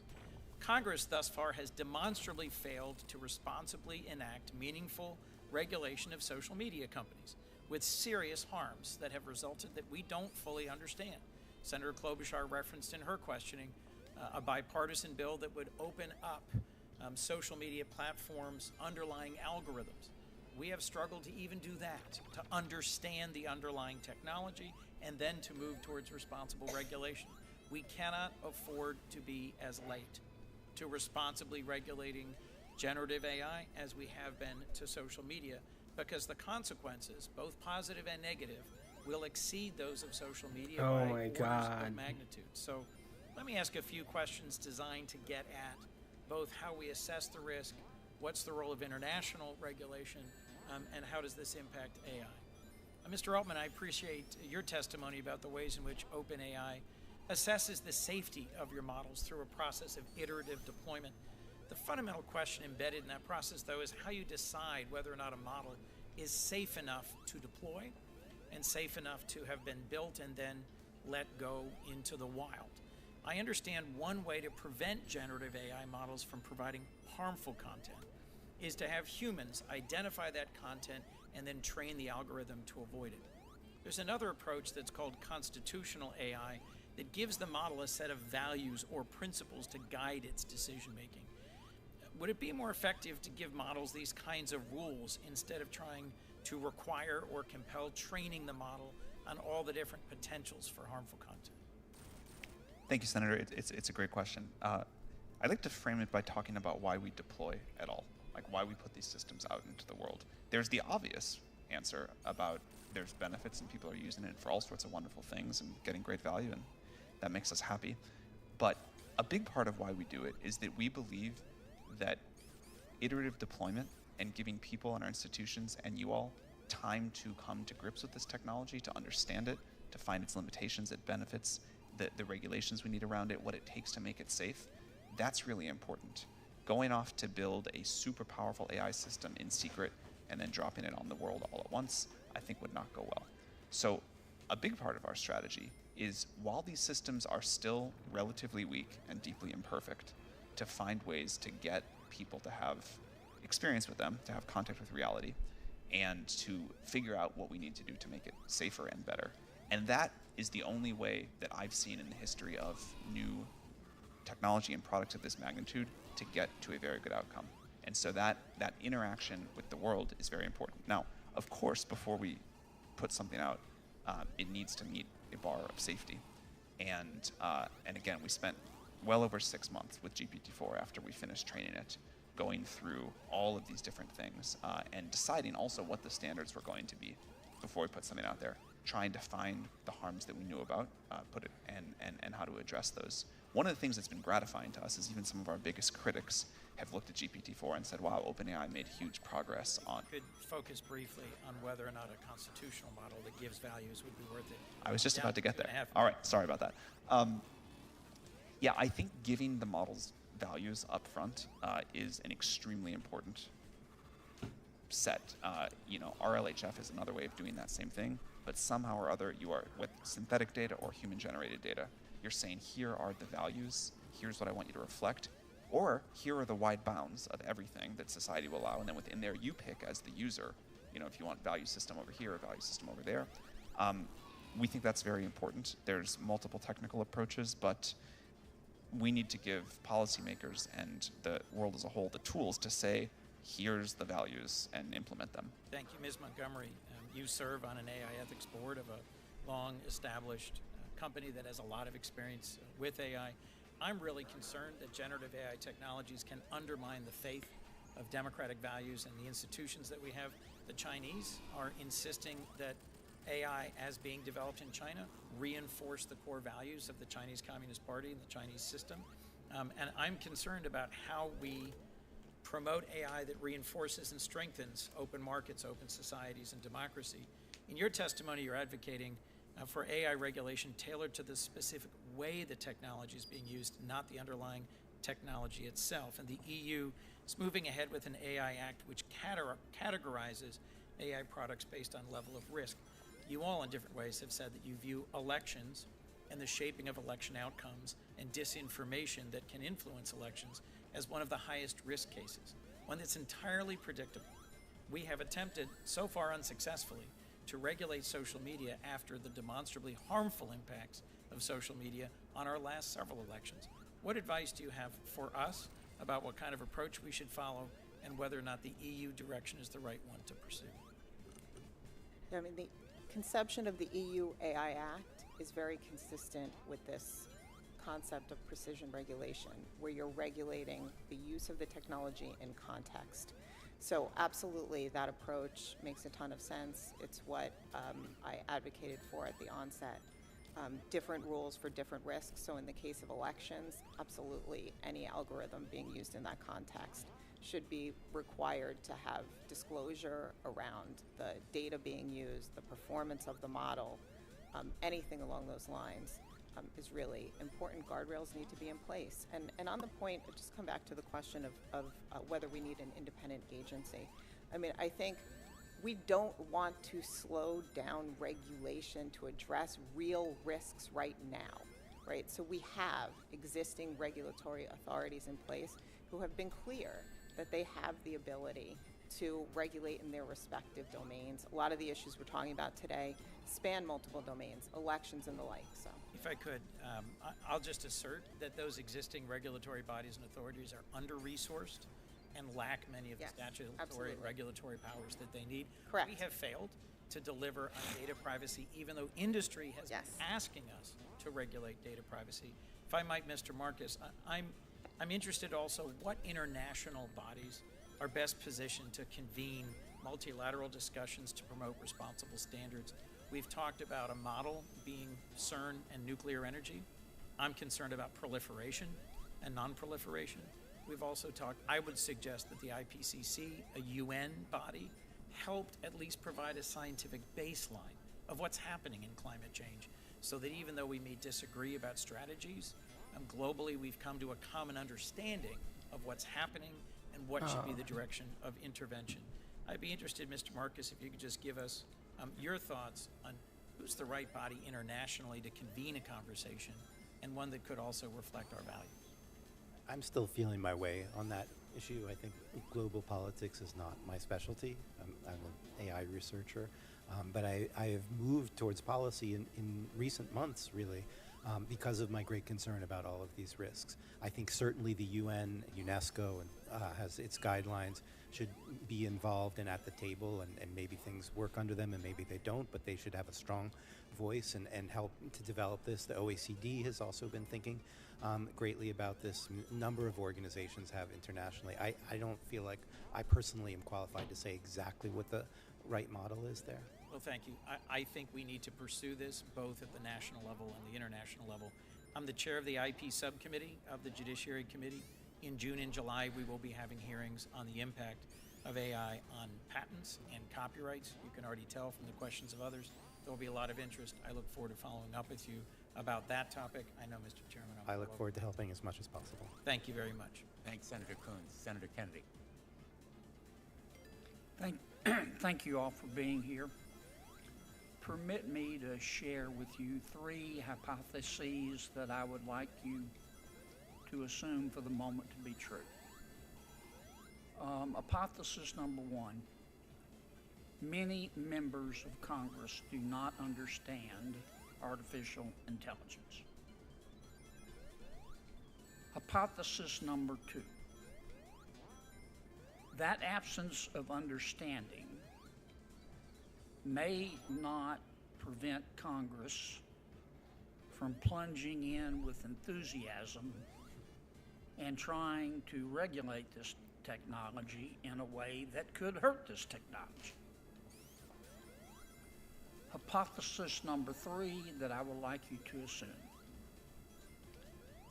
There is likely a berserk wing of the artificial intelligence community that intentionally or unintentionally could use artificial intelligence to kill all of us and hurt us the entire time that we are dying.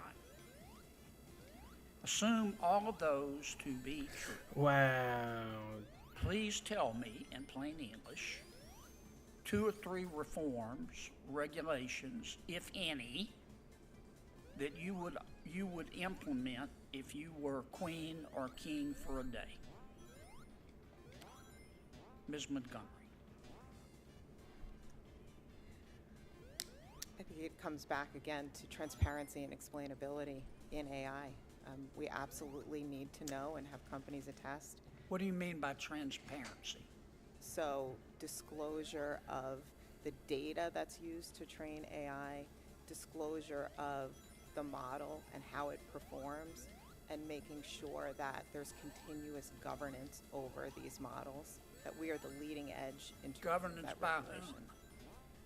Technology governance, organizational governance, rules and clarification that are needed that this Which rules? Congress.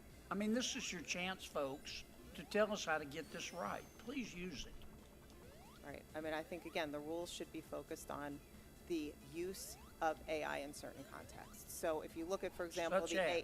So if you look at the EU AI Act, it has certain uses of AI that it says are just simply too dangerous and will be outlawed in the Okay, in the so we ought to first pass a law that says you can use AI for these uses but not others. Is that what you're saying? We need to define the highest risk uses Is of there AI. anything else? And then, of course, requiring things like impact assessments and transparency, requiring companies to show their work, protecting data that's used to train AI in the first place as well. All right. Professor Marcus, if you could be specific, this is your shot, man. Talk in plain English and tell me what, if any, rules we ought to implement. And No. please don't just use concepts. I'm looking for specificity. Number one, a safety review like we use with the FDA prior to widespread deployment. If you're going to introduce something to 100 million people, somebody has to have their eyeballs on it. There you go. Okay, that's a good one. Number- Not sure I agree with it, but that's a good one. What else? You didn't ask for three that you would agree with. Number two, a nimble monitoring agency to follow what's going on, not just pre-review, but also post as things are out there in the world, with authority to call things back, which we've discussed today. And number three would be funding geared towards things like AI constitution, AI that can reason about what it's doing. I would not leave things entirely to current technology, which I think is poor at behaving in ethical fashion and behaving in honest fashion. And so I would have funding to try to basically focus on AI safety research. That term has a lot of complications in my field. There's both safety, let's say short-term and long-term, and I think we need to look at both. Rather than just funding models to be bigger, which is the popular thing to do, we need to fund models to be more trustworthy. Because I want to hear from Mr. Altman. Mr. Altman, here's your shot. Thank you, Senator. Number one, I would form a new agency that licenses any effort above a certain scale of capabilities and can take that license away and ensure compliance with safety standards. Number two, I would create a set of safety standards focused on what you said in your third hypothesis as the dangerous capability evaluations. One example that we've used in the past is looking to see if a model can self-replicate and self-exfiltrate into the wild. We can give your office a long other list of the things that we think are important there, but specific tests that a model has to pass before it can be deployed into the world. And then third, I would require independent audits, so not just from the company or the agency, but experts who can say the model is or isn't in compliance with these stated safety thresholds and these percentages of performance on question X or Y. Can you send me that information? We will do that. Would you be qualified to if we promulgated those rules, to administer those rules? I love my current job. Cool. Are there people out there that would be qualified? We would be happy to send you recommendations for people out there, yes. Okay. You make a lot of money, do you? No. I'm paid enough for health insurance. I have no equity in OpenAI. Really? Yeah. That's interesting. You need a lawyer. I need a what? You need a lawyer or an agent? I'm doing this because I love it. Thank you, Mr. Chairman. Thanks, Senator Kennedy. Senator Hirono. Thank you, Mr. Chairman. Listening to all of you testifying, thank you very much for being here. Clearly, AI truly is a game-changing tool, and we need to get the regulation of this tool right, because my staff, for example, asked AI, it might have been GPT-4, it might have been, I don't know, one of the other entities, to create a song that my favorite band, BTS, a song that they would sing, somebody else's song, but neither of the artists were involved in creating what sounded like a really genuine song. So you can do a lot. We also asked, can there be a speech created talking about the Supreme Court decision in Dobbs and the chaos that it created using my voice, my kind of voice, and it created a speech that was really good. It almost made me think about, what do I need my staff for?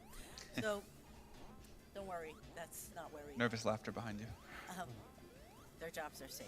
But there's so much that can be done, and one of the things that you mentioned, Mr. Altman, that intrigued me was you said GPT-4 can refuse harmful requests. So you must have put some thought into how your system, if I can call it that, can refuse harmful requests. What do you consider a harmful request? You can just keep it short. Yeah. I'll give a few examples. One would be about violent content. Another would be about content that's encouraging self-harm.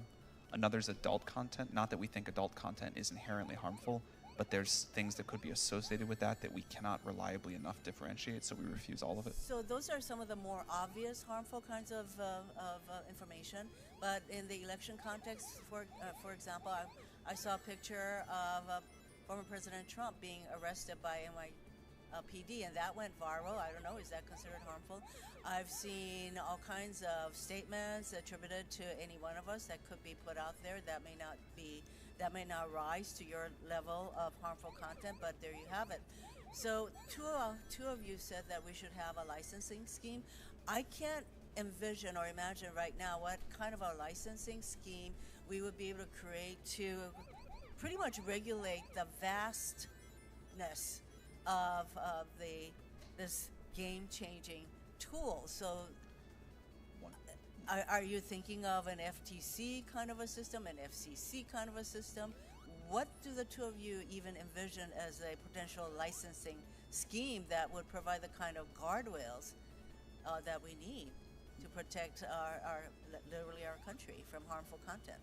To touch on the first part of what you said, there are things besides, should this content be generated or not, that I think are also important. So that image that you mentioned was generated. I think it'd be a great policy to say generated images need to be made clear in all contexts that they were generated. And, then we still have the image out there, but we're at least requiring people to say this was a generated image. Okay, well, you don't need an entire licensing scheme in order to make that a reality. Where I think the licensing scheme comes in is not for what these models are capable of today, because as you pointed out, you don't need a new licensing agency to do that. But as we head, and this may take a long time, I'm not sure, as we head towards artificial general intelligence and the impact that will have and the power of that technology, I think we need to treat that as seriously as we treat other very powerful technologies, and that's where I personally think we need such a scheme. I agree, and that is why by the time we're talking about AGI, we're talking about major harms that can occur through the use of AGI. So, Professor Marcus, what kind of a regulatory scheme would you envision? And we can't just come up with something, that is going to be take care of the issues that will arise in the future, especially with AGI. So, what kind of a scheme would you contemplate? Well, first, if I can rewind just a moment, I think you really put your finger on the central scientific issue in terms of the challenges in building artificial intelligence. We don't know how to build a system that understands harm in the full breadth of its meaning. So what we do right now is we gather examples and we say, is this like the examples that we have labeled before? But that's not broad enough. And so I thought your questioning beautifully outlined the challenge that AI itself has to face in order to really deal with this. We want AI itself to understand harm, and that may require new technology. So I think that's very important. On this second part of your question, the model that I tend to gravitate towards, but I am not an expert here, is the FDA, at least as part of it, in terms of you have to make a safety case and say why the benefits outweigh the harms in order to get that license. Probably we need elements of multiple agencies. I'm not an expert there, but I think that the safety case part of it is incredibly important. You have to be able to have external reviewers that are scientifically qualified look at this and say, have you addressed enough? So I'll just give one specific example. AutoGPT frightens me. That's not something that OpenAI made, but something that OpenAI did make called ChatGPT plugins led a few weeks later to someone building open source software called AutoGPT. And what AutoGPT does is it allows systems to access source code, access the internet, and so forth. And there are a lot of potential, let's say, cybersecurity risks there. There should be an external agency that says, well, we need to be reassured if you're going to release this product that there aren't going to be cybersecurity problems, or there are ways of addressing it. So, Professor, I am running out of time. There's, I just wanted to mention, Ms. Montgomery, your model is a use model similar to what the EU has come up with, but the vastness of AI and the complexities involved, I think, would require more than looking at the use of it. I think that, based on what I'm hearing today, don't you think that we're probably going to need to do a heck of a lot more than to focus on what use it is AI is being used for? For example, you can ask AI to come up with a funny joke or something, but you can ask the same AI tool to generate something that is like an election fraud kind of a situation. So I don't know how you will make a determination based on where you're going with the use model, how to distinguish those kinds of uses of this tool. So I think that if we're going to go toward a licensing kind of a scheme, we're going to need to put a lot of thought into how we're going to come up with an appropriate scheme that is going to provide the kind of future reference that we need to put in place. So I thank all of you for coming in and providing further food for thought. Thank you, Mr. Chairman. Thanks very much, Senator Hirono. Senator Padilla. Thank you, Mr. Chairman. I appreciate the flexibility as I've been back and forth between this committee and Homeland Security Committee, where there's a hearing going on right now on the use of AI in government. So it's AI Day on the Hill, or at least in the Senate, apparently. Now, for folks watching at home, if you never thought about AI until the recent emergence of generative AI tools, the developments in this space may feel like they've just happened all of a sudden. But the fact of the matter is, Mr. Chair, is that they haven't. AI is not new, not for government, not for business, not for the public. In fact, the public uses AI all the time. And just for folks to be able to relate, want to offer the example of anybody with a smartphone. Many features on your device leverage AI, including suggested replies, right, when we're text messaging or even to email, autocorrect features, including but not limited to spelling in our email and text applications.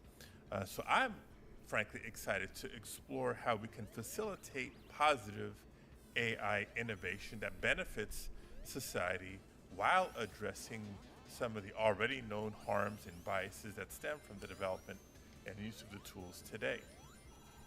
Now, with language models becoming increasingly ubiquitous, I want to make sure that there's a focus on ensuring equitable treatment of diverse demographic groups. My understanding is that most research into evaluating and mitigating fairness harms has been concentrated on the English language, while non-English languages have received comparatively little attention or investment. And we've seen this problem before. I'll tell you why I raise this. Social media companies, for example, have not adequately invested in content moderation tools and resources for their non-English in non-English language. And I share this not just out of concern for non-US based users, but so many US based users prefer a language other than English in their communication. So I'm deeply concerned about repeating social media's failure in AI tools and applications. Question, Mr. Altman and Ms. Montgomery, how are OpenAI and IBM ensuring language and cultural inclusivity that they're in their large language models? And it's even an area of focus in the development of your products. So bias and equity in technology is a focus of ours and always has been. I think diversity in terms of the development of the tools, in terms of their deployment, so having diverse people that are actually training those tools, considering the downstream effects as well.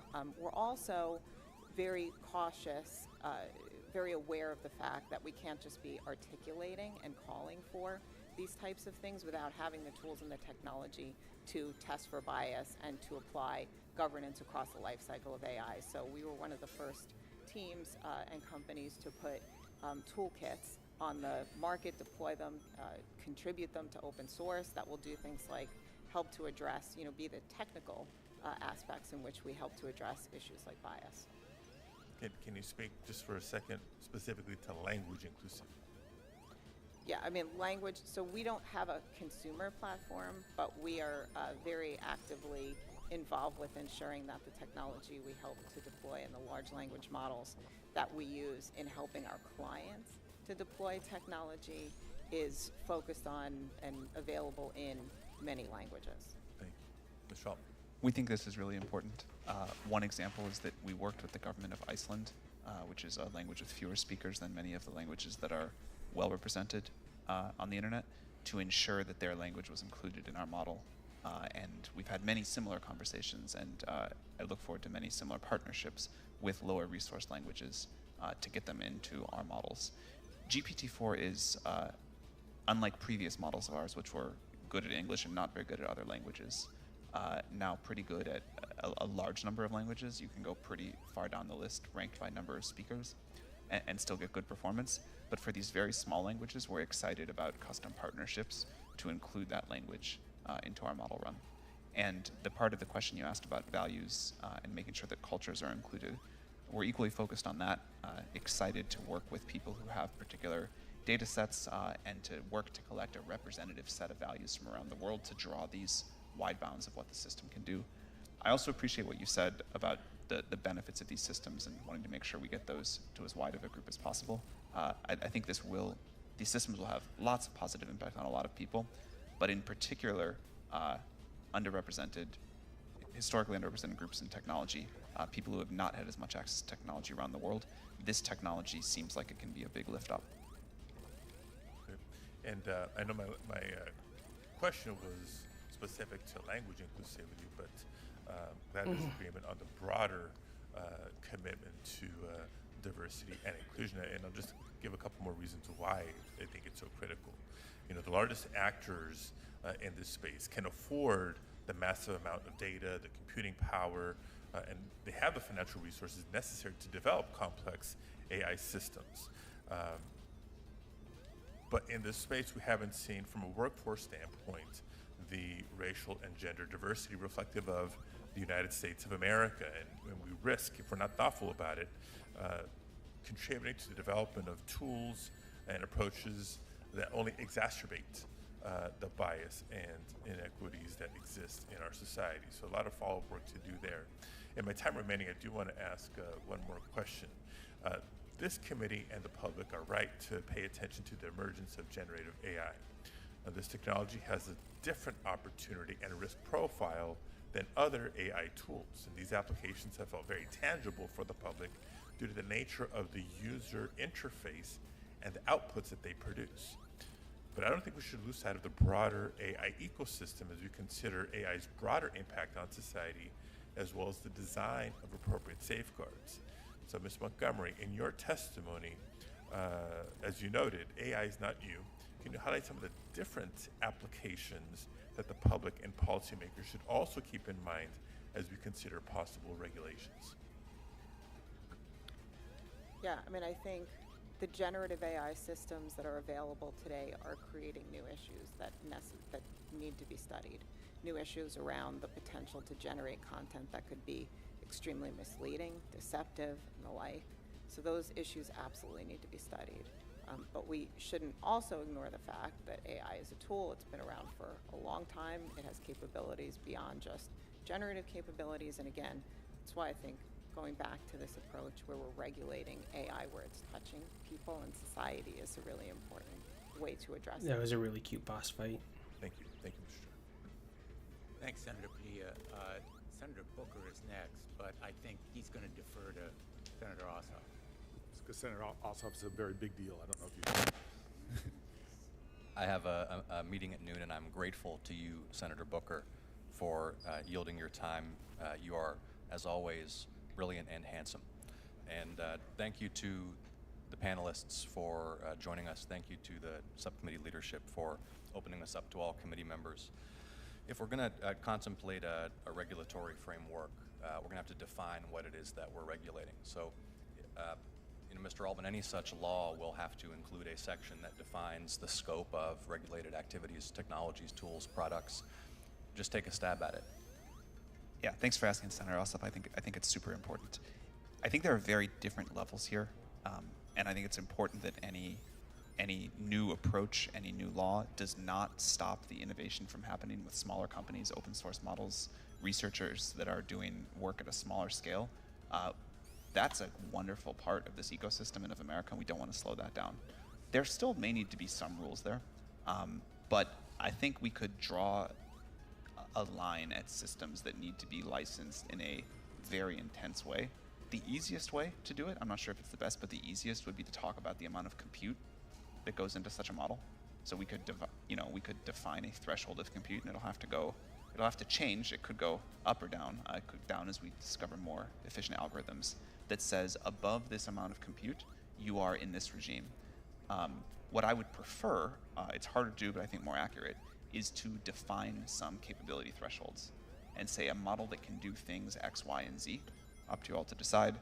That's now in this licensing regime, but models that are less capable, we don't want to stop our open source community. We don't want to stop individual researchers. We don't want to stop new startups, can proceed, with a different framework. Thank you. As concisely as you can, please state which capabilities you propose we consider for the purposes of this definition. I would love, rather than to do that off the cuff, to follow up with your office with like a Well, thoughtful, perhaps here's the opine things. Opine, understanding that you're just responding and you're not making law. All right, in the spirit of just opining, I think a model that can persuade, manipulate, influence a person's behavior or a person's beliefs, that would be a good threshold. I think a model that could help create novel biological agents would be a great threshold. Things like that. I want to talk about the predictive capabilities of the technology, and we're going to have to think about a lot of very complicated constitutional questions that arise from it. With massive data sets,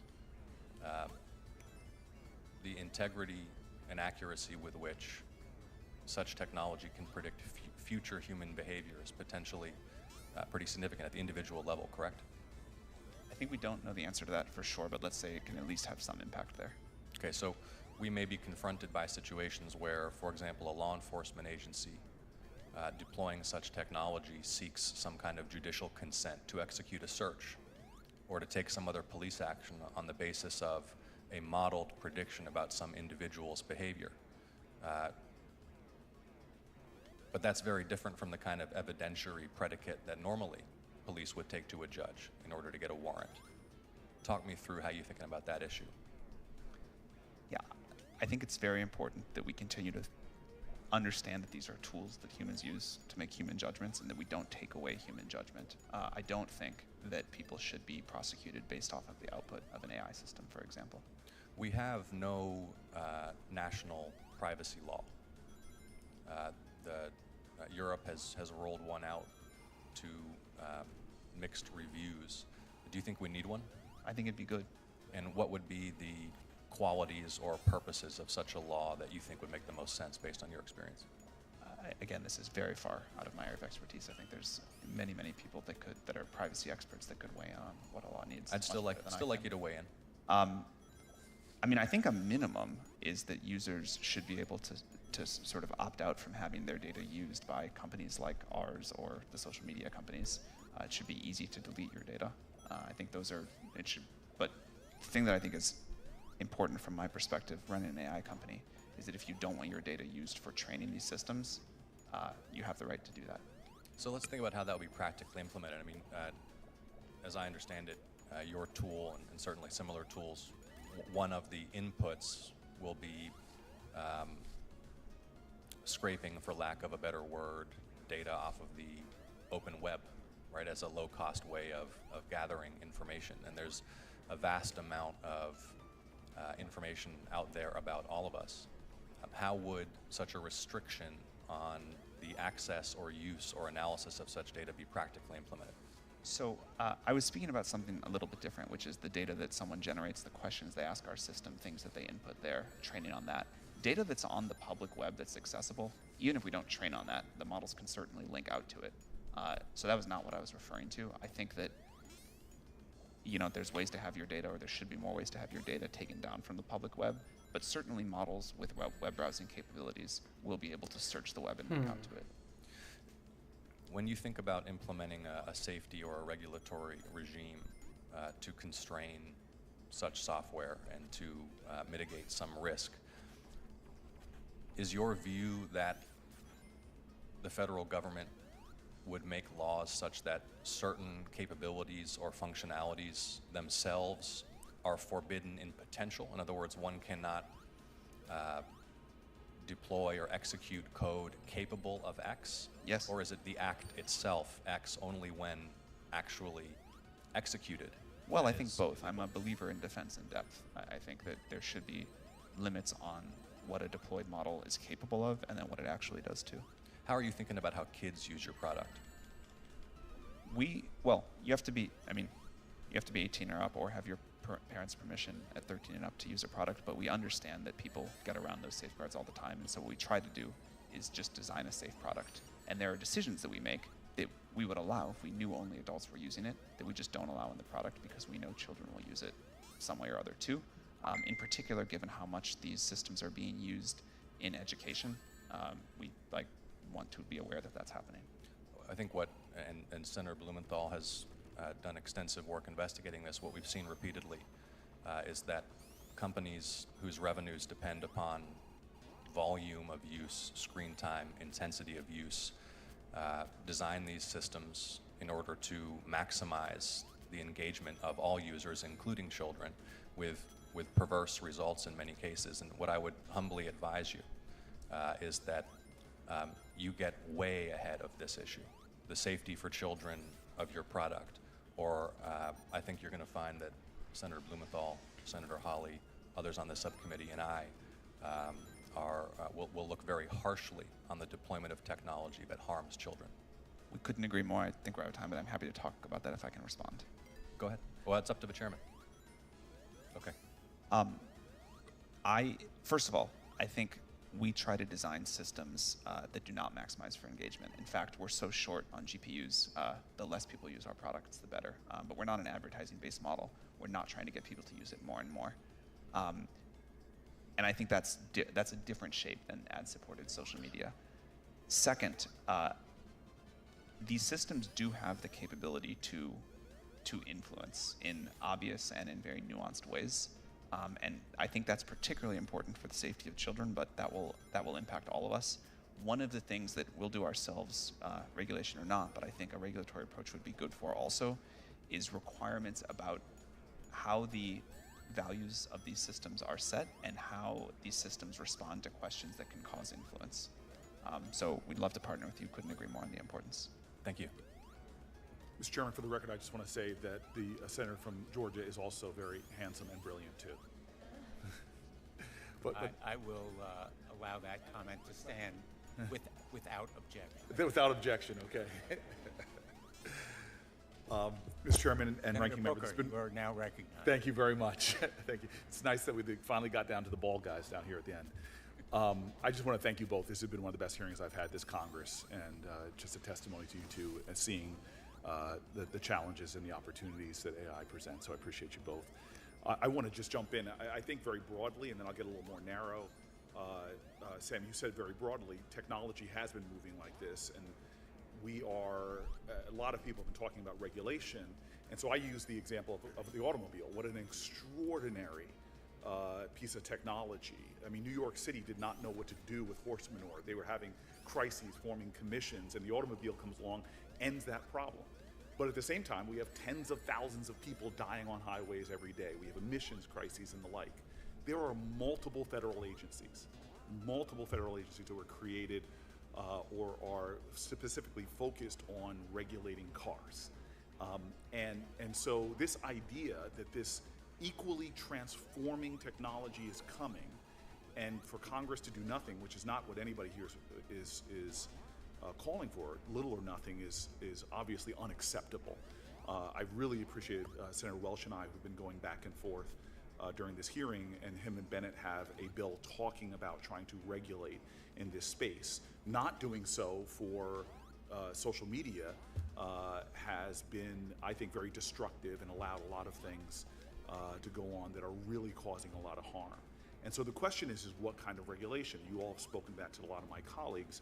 And I want to say, Ms. Montgomery, and I have to give full disclosure, I'm the child of two IBM parents, but you talked about defining the highest risk uses. We don't know all of them. We really don't. We can't see where this is going.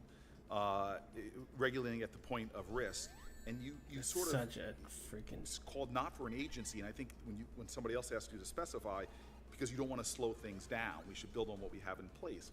But you can envision that we can try to work on two different ways that ultimately a specific, like we have in cars, EPA, NHTSA, the Federal Motor Car Carrier Safety Administration, all of these things, you can imagine something specific that is, as Mr. Marcus points out, a nimble agency that could do monitoring, other things. You can imagine the need for something like that, correct? Oh, absolutely. Yeah. And so, just for the record then, in addition to trying to regulate with what we have now, you would encourage Congress and my colleague Senator Welch to move forward in trying to figure out the right tailored agency to deal with what we know and perhaps things that might come up in the future. I would encourage Congress to make sure it understands the technology, has the skills and resources in place to impose regulatory requirements on the uses of the technology and to understand emerging risks as well. So yes. Yeah, Mr. Marcus, there's no way to put this genie in the bottle. Globally, it's exploding. I appreciate your thoughts, and I shared some with my staff about your ideas of what the international context is. But there's no way to stop this moving forward. So with that understanding, just building on what Ms. Montgomery said, what kind of encouragement do you have as specifically as possible to forming an agency, to using current rules and regulations? Can you just put some clarity on what you've already stated? Let me just insert, there are more genies yet to come from more bottles. Some genies are already out, but we don't have machines that can really, for example, self-improve themselves. We don't really have machines that have self-awareness, and we might not ever want to go there. So there are other genies to be concerned about. Onto the main part of your question, I think that we need to have some international meetings very quickly with people who have expertise in how you grow agencies, in the history of growing agencies. We need to do that in the federal level. We need to do that in the international level. I'll just emphasize one thing I haven't as much as I would like to, which is that I think science has to be a really important part of it. And I'll give an example. We've talked about misinformation. We don't really have the tools right now to detect and label misinformation with nutrition labels that we would like to. We have to build new technologies for that. We don't really have tools yet to detect a wide uptick in cybercrime, probably. We probably need new tools there. We need science to probably help us to figure out what we need to build and also what it is that we need to have transparency around. Understood. Sam, just going to you for the little bit of time I have left. Real quick, first of all, you're a bit of a unicorn when I sat down with you first. Could you explain why nonprofit? In other words, you're not looking necessarily, and you've even capped the VC people. Just really quickly, I want folks to understand that. We started as a nonprofit, really focused on how this technology was going to be built. At the time, it was very outside the Overton window that something like AGI was even possible. That's shifted a lot. We didn't know at the time how important scale was going to be, but we did know that we wanted to build this with humanity's best interest at heart, and a belief that this technology could, if it goes the way we want, if we can do some of those things Professor Marcus mentioned, really deeply transform the world. And we wanted to be as much of a force for getting to a positive I'm going to interrupt you. I think that's all good. I hope more of that gets out on the record. The second part of my question as well, I found it fascinating. But are you ever going to, for a revenue model, for return on your investors, are you ever going to do ads or something like that? I wouldn't say never. I don't think, I think there may be people that we want to offer services to and there's no other model that works, but I really like having a subscription-based model. We have API developers pay us, and we have...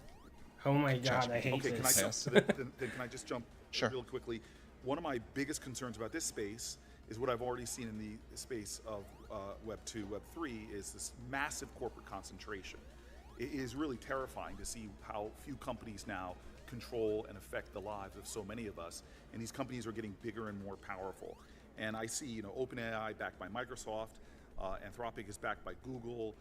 Google has its own in-house product, BART. So I'm really worried. This sucks. And I'm wondering if Sam, you can give me a quick acknowledgement. Are you worried about the corporate concentration in this space and what effect it might have? Why am I not getting the enough associated speed? risks, perhaps, with market concentration in AI. And then, Mr. Marcus, can you answer that as well? I think there will be many people that develop models. What's happening on the open source community is amazing, but there will be a relatively small number of providers that can make models at the true leading edge. In that? I think there is benefits and danger to that. Like, as we were talking about all of the dangers with AI, the fewer of us that you really have to keep a careful eye on the absolute bleeding edge of capabilities, there's benefits there. But I think there needs to be enough, and there will, because there's so much value, that consumers have choice, that we have different ideas. Mr. Marcus, real quick. There's a real risk of a kind of technocracy combined with oligarchy, where a small number of companies influence people's beliefs through the nature of these systems. Again, I put something in the record about the Wall Street Journal about how these systems can subtly shape our beliefs, and that has enormous influence on how we live our lives. And having a small number of players do that. God, I hate that. That was so freaking awful. Sam, I'm sorry. One more thing I wanted to add. One thing that I think is very important is that what these systems that is can the align worst to, freaking start these to a values, boss what fight. those bounds are, that is somehow set by society as a whole, by governments as a whole. And so creating that data set our alignment data set. It could be, you know, an AI constitution, whatever it is. That has got to come very broadly from society. Thank you very much, Mr. Chairman. My time's expired, and I guess the best for last. Thank you, Senator Booker. Senator Wells. First of all, I want to thank you, Senator Blumenthal, and you, Senator Hawley. This has What am been I a supposed- tremendous hearing. Senators are noted for their short attention spans, but I sat through this entire hearing and enjoyed every minute of it. You have one of our longer attention spans in the United States, to your great credit. Well, we've had good witnesses, and it's an incredibly important issue. And here's just, all the questions I have been asked, really, but here's a kind of a takeaway, and what I think is This is still Zone 1? Oh my God. We're gonna have to answer as a Congress. Number one, you're here because AI is this extraordinary new technology that everyone says can be transformative as much as the printing press. Number two, it's really unknown what's going to happen, but there's a big fear you've expressed, all of you, about what bad actors can do and will do if there's no rules of the road. Number three, Womp womp. as a member who serves This is in a the hard House level, and now in the man. Senate, I've come to the conclusion Let's go again. that it's impossible for Congress to keep up with the speed of technology. And there have been concerns expressed about social media and now about AI that relate to fundamental privacy rights, bias rights, intellectual property, the spread of disinformation, which in many ways for me is the biggest threat because that goes to the core of our capacity for self-governing. There's the economic transformation, which can be profound. There's safety concerns. And I've come to the conclusion that we absolutely have to have an agency. What its scope of engagement is, it has to be defined by us. But I believe that unless we have an agency that is going to address these questions from social media and AI, we really don't have much of a defense against the bad stuff. And the bad stuff will come. So last year, I introduced in the House side, and Senator Bennett did in the Senate side, it was the end of the year, the Digital Commission Act, and we're going to be reintroducing that this year. And the two things that I want to ask, one, you've somewhat answered, because I think two of the three of you have said you think we do need an independent commission. You know, and Congress established an independent commission when railroads were running rampant over the interest of farmers, when Wall Street had no rules of the road, and we had the SEC. And I think we're at that point now. But what the commission does would have to be defined and circumscribed. But also, there's always a question about the use of regulatory authority and the recognition that it can be used for good. J.D. Vance actually mentioned that when we were considering his and Senator Brown's bill about railroads in that event in East Palestine, regulation for the public health. But there's also a legitimate concern about regulation getting in the way of things, being too cumbersome, and being a negative influence. So, two of the three of you have said you think we do need an agency. What are some of the perils of an agency that we would have to be mindful of in order to make certain that its goals of protecting many of those interests I just mentioned, privacy, bias, intellectual property, disinformation, would be the winners and not the losers? And I'll start with you, Mr. Altman. Thank you, Senator. One, I think America has got to continue to lead.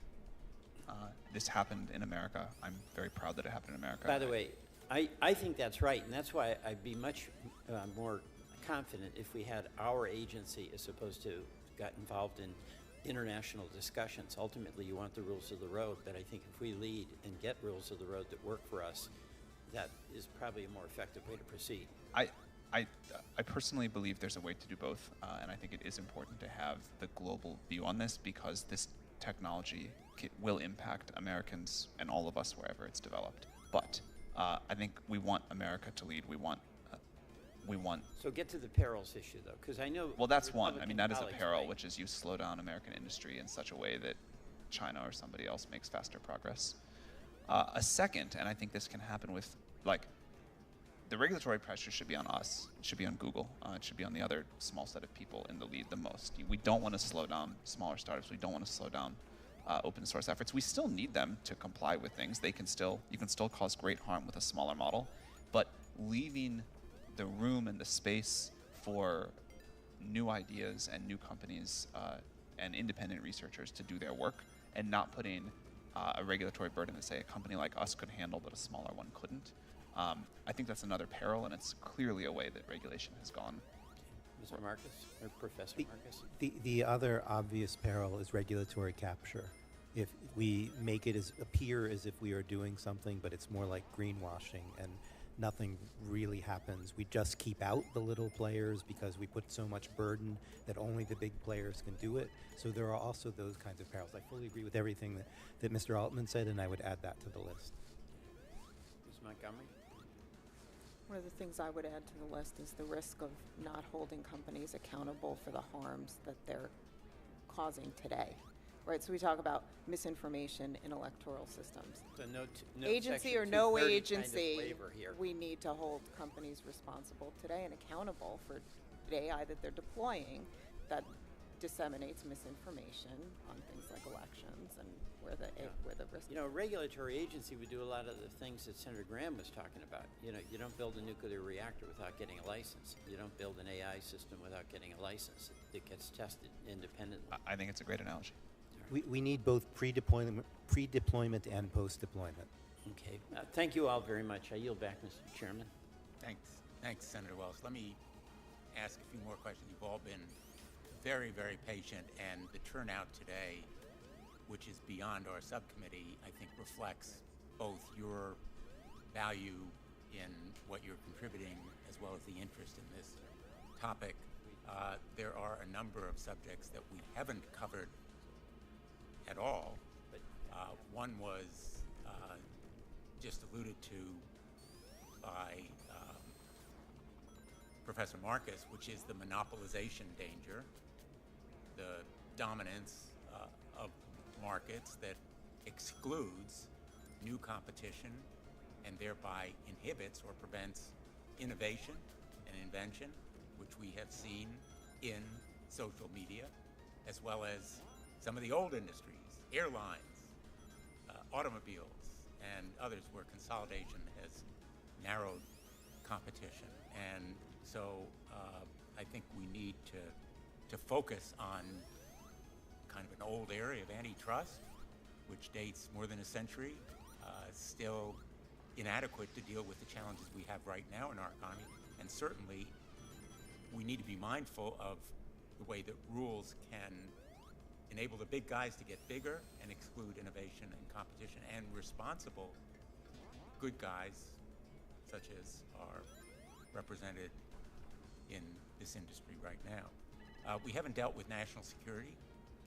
There are huge implications for national security. I will tell you, as a member of the Armed Services Committee, classified briefings on this issue have abounded, and the threats that are posed by some of our adversaries. China has been mentioned here, but the sources of threats to this nation in this space are very real and urgent. We're not going to deal with them today, but we do need to deal with them, and we will, hopefully, in this committee. And then on the issue of a new agency, you know, I've been doing this stuff for a while. I was Attorney General of Connecticut for 20 years. I was a federal prosecutor, U.S. attorney. Most of my career has been in enforcement. And I will tell you something. No. But if you don't give them the resources, and I'm talking not just about dollars, I'm talking about scientific expertise, you guys will run circles around. And it isn't just the models or the generative AI that will run circles around them, but it is the scientists in your company. For every success story in government regulation, you can think of 5 failures. That's true of the FDA, It's true of the IAEA. It's true of the SEC. It's true of the whole alphabet list of government agencies. And I hope our experience here will be different.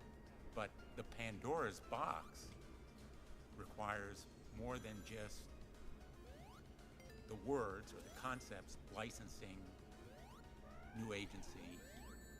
There's some real hard decision making, as Ms. Montgomery has alluded to, about how to frame the rules to fit the risks. First, do no harm. Make it effective. Make it enforceable. Make it real. I think we need to grapple with the hard questions here that, you know, frankly, this initial hearing, I think, has raised very successfully, but not answered. And I thank our colleagues who have participated and made these very creative suggestions. I'm very interested in enforcement. I, you know, literally 15 years ago, I think, advocated abolishing Section 230. What's old is new again. You know, now people are talking about abolishing Section 230. Back then it was considered completely unrealistic. But enforcement really does matter. I want to ask Mr. Altman, because of the privacy issue, and you suggested that you have an interest in protecting the privacy of the data that may come to you or be available. What specific steps do you take What? to... Oh, dang. It's fair. One is that we don't train on any data submitted to our API. So if you're a business customer of ours and submit data, we don't train on it at all. We do retain it for 30 days solely for the purpose of trust and safety enforcement, but that's different than training on it. If you use ChatGPT, you can opt out of us training on your data. You can also delete your conversation history or your whole account. Ms. Montgomery, I know you don't deal directly with consumers, but do you take steps to protect privacy as well? Absolutely. And we even filter our large language models for content that includes personal information that may have been pulled from public data sets as well. So we apply additional level of filtering. Professor Marcus, you made reference to self-awareness, self-learning. Already we're talking about potential for jailbreaks. How soon do you think that new kind of generative AI will be usable, will be practical? New AI that is self-aware and so forth? Or, yes. I mean, I have no idea on that one. I think we don't really understand what self-awareness is, and so it's hard to put a date on it. In terms of self-improvement, there's some modest self-improvement in current systems, but one could imagine a lot more, and that could happen in 2 years, it could happen in 20 years. The basic paradigms that haven't been invented yet. Some of them we might want to discourage, but it's a bit hard to put timelines on them. And just going back to enforcement for 1 second, one thing that is absolutely paramount, I think, is far greater transparency about what the models are and what the data are. That doesn't necessarily mean everybody in the general public has to know exactly what's in one of these systems, but I think it means that there needs to be some enforcement arm that can look at these systems, can look at the data, can perform tests and so forth. Let me ask you, all of you, I think there has been a reference to elections and banning outputs involving elections. Are there other areas where you think, what are the other high risk or highest risk areas where you would either ban or establish especially strict rules? Ms. Montgomery. The space around misinformation, I think, is a hugely important one. And coming back to the points of transparency, you know, knowing what content was generated by AI is going to be a really critical area that we need to address. Any others?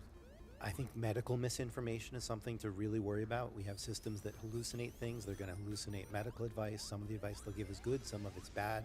We need really tight regulation around that. Same with psychiatric advice, people using these things as kind of ersatz therapists.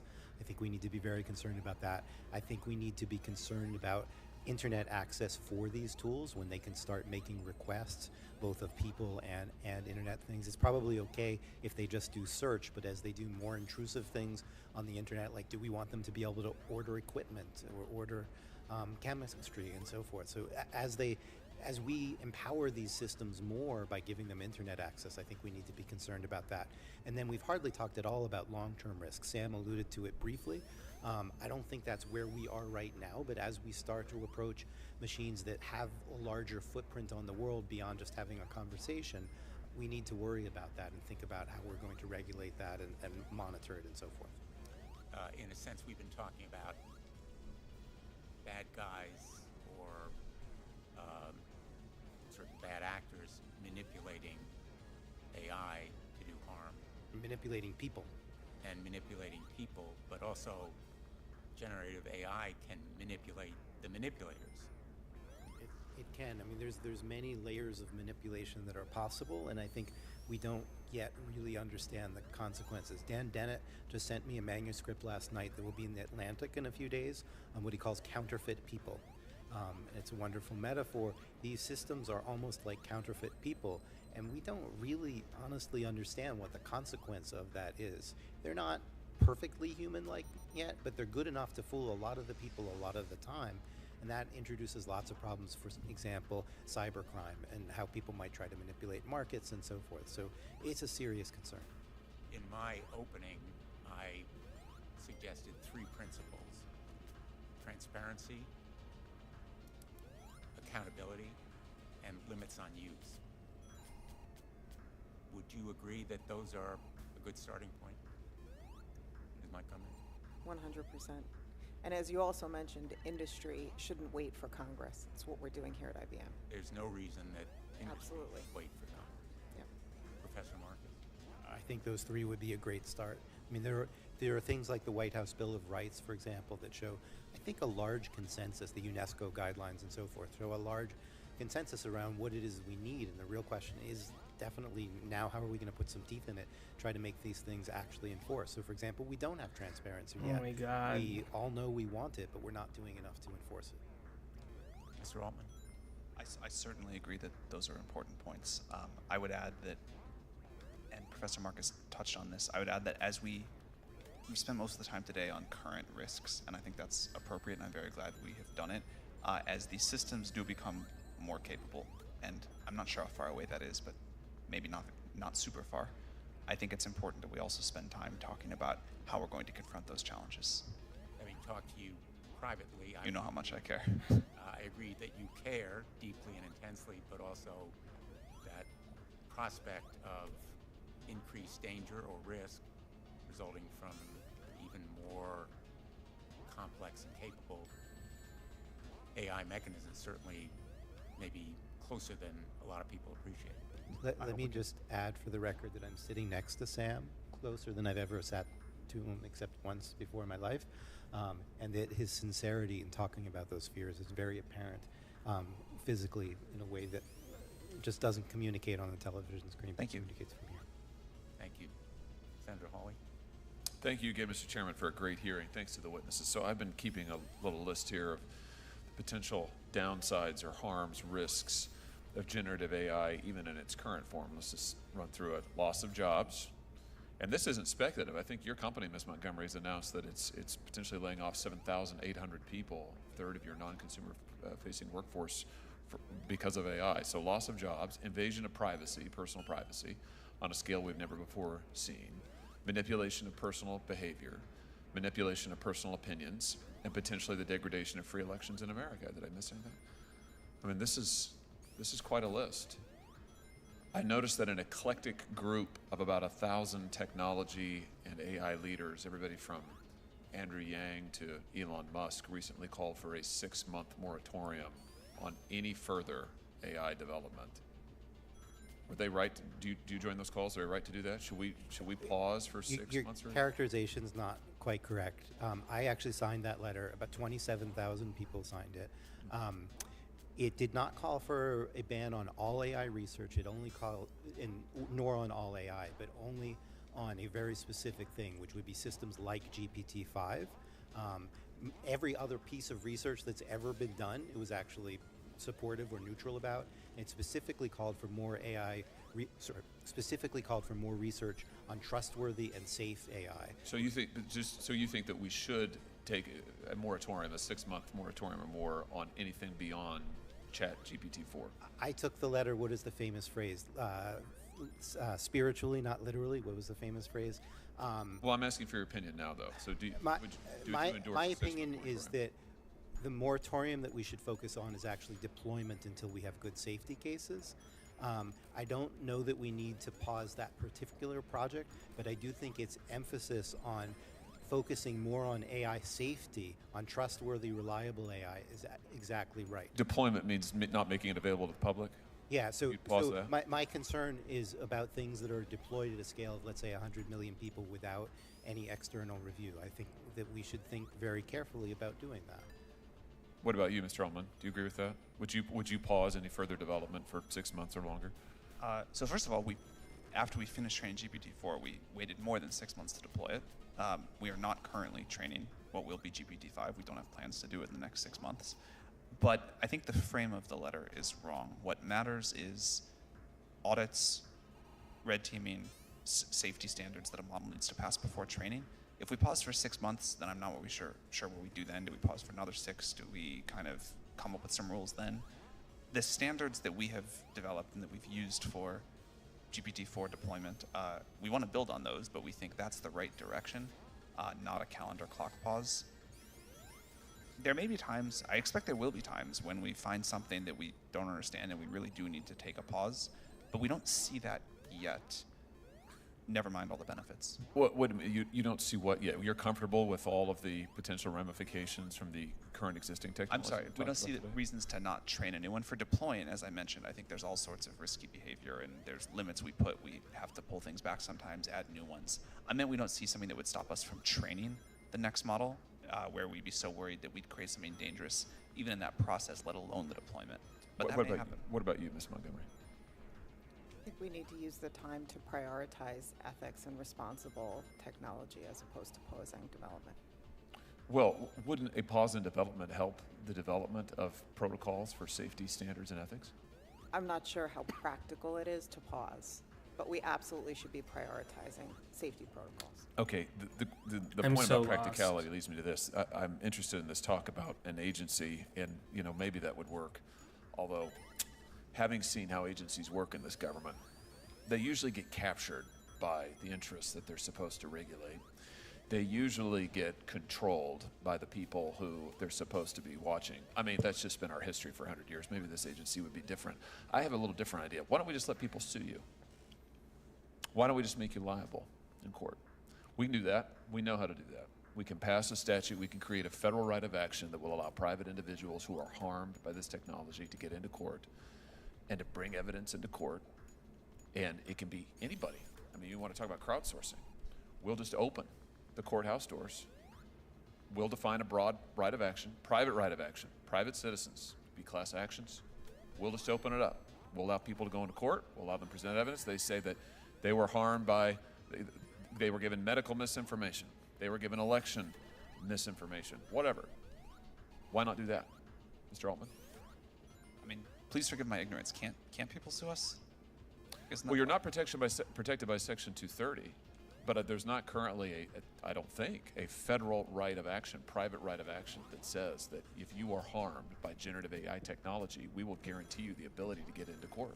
Oh, well, I think there's like a lot of other laws where if technology harms you, there's standards that we could be sued under, unless I'm really misunderstanding how things work. If the question is, are clearer laws about the specifics of this technology and consumer protection is a good thing, I would say definitely yes. The laws that we have today were designed long before we had artificial intelligence, and I do not think they give us enough coverage. The plan that you propose, I think, as a hypothetical, would certainly make a lot of lawyers wealthy, but I think it would be too slow to affect a lot of the things that we care about, and there are gaps in the law. For example, we don't really Wait, you think it'd be slower than Congress? Yes, I do, in some ways. Really? Well, Do you know that? litigation can take a decade or more. Oh, I but the think you threat guys- of litigation is a powerful tool. I mean, how would IBM like to be sued for $100 billion? in no way asking to take litigation off the table among the tools, but I think, for example, if I can continue, there are areas like copyright where we don't really have laws. We don't really have a way of thinking about wholesale misinformation as opposed to individual pieces of it, where, say, a foreign actor might make billions of pieces. These of levels are misinformation, or a really local actor. We large. have some laws around market manipulation we could. They're apply, also but really in a lot of confusing. Like, situations I don't have we no don't idea really know which which direction laws I'm even apply. really There would be supposed to loopholes. go anymore. This system is really not thought through. In fact, we don't even know that 230 does or does not apply here, as far as I know. I think that that's something a lot of people speculated about this afternoon, but it's not solid. Well, we could fix that. Well, the question is how. Oh, easy. It would be easy for us to say that Section 230 doesn't apply to generative AI. Ms. Montgomery, I'll give you the last word. important I'll yield start. to Chairman. You Just on the point of- suggested, Ms. Montgomery, a duty of care, which I think fits the idea of private right of action. No, that's exactly right. And also, AI is not a shield, right? So if a company discriminates in granting credit, for example, or in the hiring process, by virtue of the fact that they relied too significantly on an AI tool, they're responsible for that today, regardless of whether they used a tool or a human to make that decision. I'm going to turn to Senator Booker for some final questions, but I just want to make a quick point here on the issue of the moratorium. I think we need to be careful. The world won't wait. The rest of the global scientific community isn't going to pause. We have adversaries that are moving ahead, and sticking our head in the sand is not the answer. Safeguards and protections, yes, but a flat stop sign, sticking our head in the sand, I would be very, very worried about. Without militating for any sort of pause, I would just again emphasize there is a difference between research, which surely we need to do to keep pace with our foreign rivals, and deployment at really massive scale. You could deploy things at a scale of 1 million people or 10 million people, but not 100 million people or 1 billion people. And if there are risks, you might find them out sooner and be able to close the barn doors before the horses leave rather than after. Senator Booker. Yeah, there will be no pause. I mean, there's no enforcement body to force a pause. It's just not going to happen. It's nice to call for it for any just reasons or whatsoever, but forgive me for sounding skeptical. Nobody's pausing. This thing is racing. I would agree. I don't think it's a realistic thing in the world. The reason I personally signed the letter was to call attention to how serious the problems were and to emphasize spending more of our efforts on trustworthy and safe AI rather than just making a bigger version of something we already know to be unreliable. Yeah. So I'm a futurist. I love exciting about the future, and I guess there's a famous question, if you couldn't control for your race, your gender, where you would land on the planet Earth, or what time in humanity would you want to be born? Everyone would say right now. It's still the best time to be alive because of technology, innovation, and everything. And I'm excited about what the future holds. But the destructiveness that I've also seen as a person that's seen the transformative technologies of a lot of the technologies of the last 25 years is what really concerns me. And one of the things, especially with companies that are designed to want to keep my attention on screens, and I'm not just talking about new media, 24-hour cable news is a great example of people that want to keep your eyes on screens. I have a lot of concerns about the corporate intention. And Sam, this is again why I find your story so fascinating to me, and your values that I believe in from our conversations so compelling to me. But absent that, I really want to just explore what happens when these companies that are already controlling so much of our lives. A lot has been written about the FANG companies. What happens when they are the ones that are dominating this technology as they did before? So Professor Marcus, does that have any concern, the role that corporate power, corporate concentration has in this realm, that a few companies might control this whole area? I radically changed the shape of my own life in the last few months, and it was because of what happened with Microsoft releasing Sydney, and it didn't go the way I thought it would. In one way it did. which is I anticipated the hallucinations. I wrote an essay, which I have in the appendix, what to expect when you're expecting GPT-4. And I said that it would still be a good tool for misinformation, that it would still have trouble with physical reasoning, psychological reasoning, that it would hallucinate. And then along came Sydney, and the initial press reports were quite favorable. And then there was the famous article by Kevin Roos in which it recommended he get a divorce. And I had seen Tay, and I had seen Galactica from Meta, and those had been pulled after they had problems. And Sydney clearly had problems. What I would have done, had I run Microsoft, which clearly I do not, would have been to temporarily withdraw it from the market. And they didn't. And that was a wake-up call to me and a reminder that even if you have a company like OpenAI that is a nonprofit, and Sam's values, I think, have come clear today, other people can buy those companies and do what they like with them. And maybe we have a stable set of actors now, but the amount of power that these systems have to shape our views, How am I back at this our spot? lives, is really, really significant. And that doesn't even get into the risks that someone might repurpose them deliberately for all kinds of bad purposes. And so in the middle of February, I stopped writing much about technical issues in AI, which is most of what I've written about for the last decade, and said, I need to work on policy. This is frightening.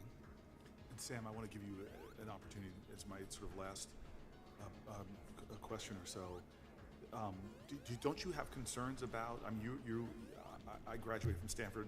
I know so many of the players in the Valley, from VC folks, angel folks, to a lot of founders of companies that we all know. Do you have some concern about a few players with extraordinary resources and power to influence Washington? I mean, I see us. I'm a big believer in the free market, but the reason why I walk into a bodega and a Twinkie is cheaper than an apple, or a Happy Meal costs less than a bucket of salad, is because of the way the government tips the scales to pick winners and losers. So the free market is not what it should be when you have large corporate power that can even influence the game here. Do you have some concerns about that in this next era of technological innovation? Yeah, I mean, again, that's so much of why we started OpenAI. We have huge concerns about that. I think it's important to democratize the inputs to these systems, the values that we're going to align to. And I think it's also important to give people wide use of these tools. When we started the API strategy, which is a big part of how we make our systems available for anyone to use, there was a huge amount of skepticism over that, and it does come with challenges, that's for sure. But we think putting this in the hands of a lot of people and not in the hands of a few companies is really quite important. And we are seeing the resultant innovation boom from that. But it is absolutely true that the number of companies that can train the true frontier models is going to be small just because of the resources required. And so I think there needs to be incredible scrutiny on us and our competitors. I think there is a rich and exciting industry happening of incredibly good research and new startups that are not just using our models, but creating their own. And I think it's important to make sure that whatever regulatory stuff happens, whatever new agencies may or may not happen, we preserve that fire, because that's critical. I'm a big believer in the democratizing potential of technology, but I've seen the promise of that fail time and time again, where people said, oh, this is going to have a big democratizing force. My team works on a lot of issues about the reinforcing of bias through algorithms, the failure to advertise certain opportunities in certain zip codes. But you seem to be saying, and I heard this with Web3, that this is going to be decentralized finance, all these things are going to happen. But this seems to me not even to offer that promise, because the people who are designing these, it takes so much power, energy, resources. Are you saying that my dreams of technology further democratizing opportunity and more are possible within a technology that is ultimately, I think, going to be very centralized to a few players who already control so much? So this point that I made about use of the model and building on top of it, this is really a new platform, right? It is definitely important to talk about who's going to create the models. I want to do that. I also think it's really important to decide to whose values we're going to align these models. But in terms of using the models, the people that build on top of the OpenAI API do incredible things. And it's, people frequently comment, like, I can't believe you get this much technology for this little money. And so the companies people are building, putting AI everywhere, using our API, which does let us put safeguards in place, I think that's quite exciting. And I think that is how it is being not how it's going to be. but how it is being democratized right now. There is a whole new Cambrian explosion of new businesses, new products, new services happening by lots of different companies on top of these models. So I'll say, Chairman, as I close, that most industries resist even reasonable regulation, from seatbelt laws to we've been talking a lot recently about rail safety. The only way we're going to see the democratization of values, I think, and while there are noble companies out there, is if we create rules of the road that enforce certain safety measures like we've seen with other technology. Thank you. Thanks, Senator Booker. And I couldn't agree more that in terms of consumer protection, which I've been doing for a while, participation by the industry is tremendously important, and not just rhetorically, but in real terms, because we have a lot of industries that come before us and say, oh, we're all in favor of rules, but not those rules. Those rules we don't like. And it's every rule, in fact, that they don't like. And I sense that there is a willingness to participate here that is genuine and authentic. I thought about asking ChatGPT to do a new version of Don't Stop Thinking About Tomorrow, because that's what we need to be doing here. And as Senator Hawley has pointed out, Congress doesn't always move at the pace of technology, and that may be a reason why we need a new agency, but we also need to recognize the rest of the world is going to be moving as well. And you've been enormously helpful in focusing us and illuminating some of these questions. What am I supposed to do here today? So thank you to every one of our witnesses, and I'm going to close the hearing, leave the record open for 1 week. This level sucks, in case man. anyone wants to submit anything, I encourage any of you who have either manuscripts that are going to be published or observations from your company. Okay, he's got a fire bubble. Don't want to touch him. Submit them to us, and we look forward to our next hearing. This one is closed. Freaking what?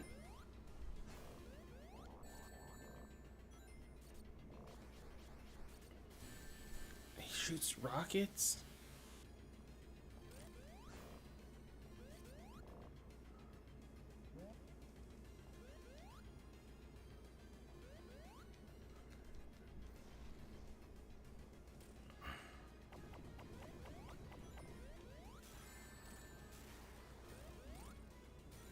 Oh, it looks like it's over. Well, that was an interesting one. I enjoyed it. I hope anyone else who stops by and watches it enjoys it. It was a...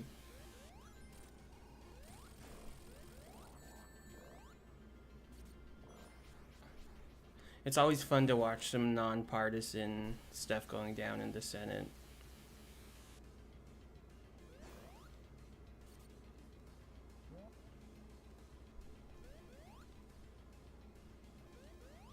How? How do you do this? Do I feel like I'm being cheated? Yeah, I do. The heck? Leave me alone.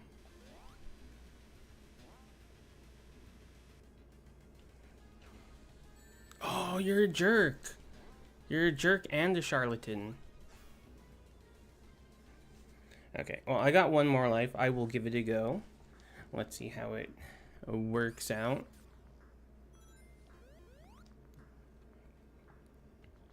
Bum, bum, bum, bum, bum, bum, bum, bum. So he shoots rockets right off the bat. If he isn't able to smush me, he shoots a rocket. No bueno. But he will try and smush me. Here come the rockets. Oh no, it's electricity. Okay, and then we attack. Nope. Oh, I read that wrong. I read that real wrong. Okay, it's fine. Don't stop believing.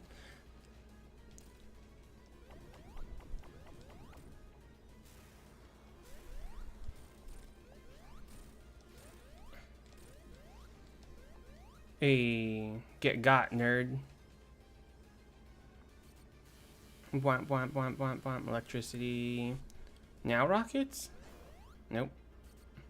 So he does electricity, then hops. Oh, I wasn't paying attention! Give me my coin back.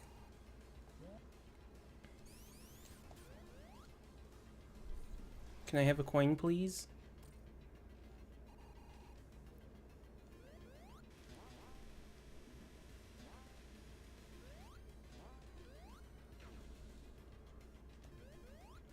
But wow, wow, wow, wow.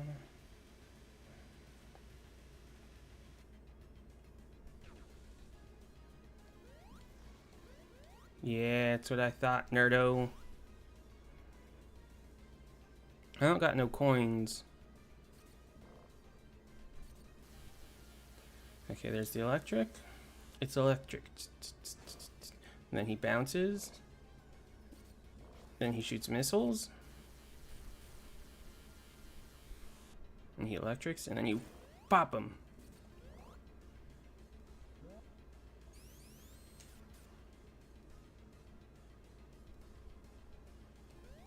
Wow, you could take both of us? That's not fair. The heck? The heck? Okay, well, that's it for tonight. I'm glad I was able to get this one done. It had been a little bit since I did so. Let's turn this bad boy off. Go away. Well, thank anyone for stopping by who did. I hope you had a good time. I hope you found it interesting. I know I did.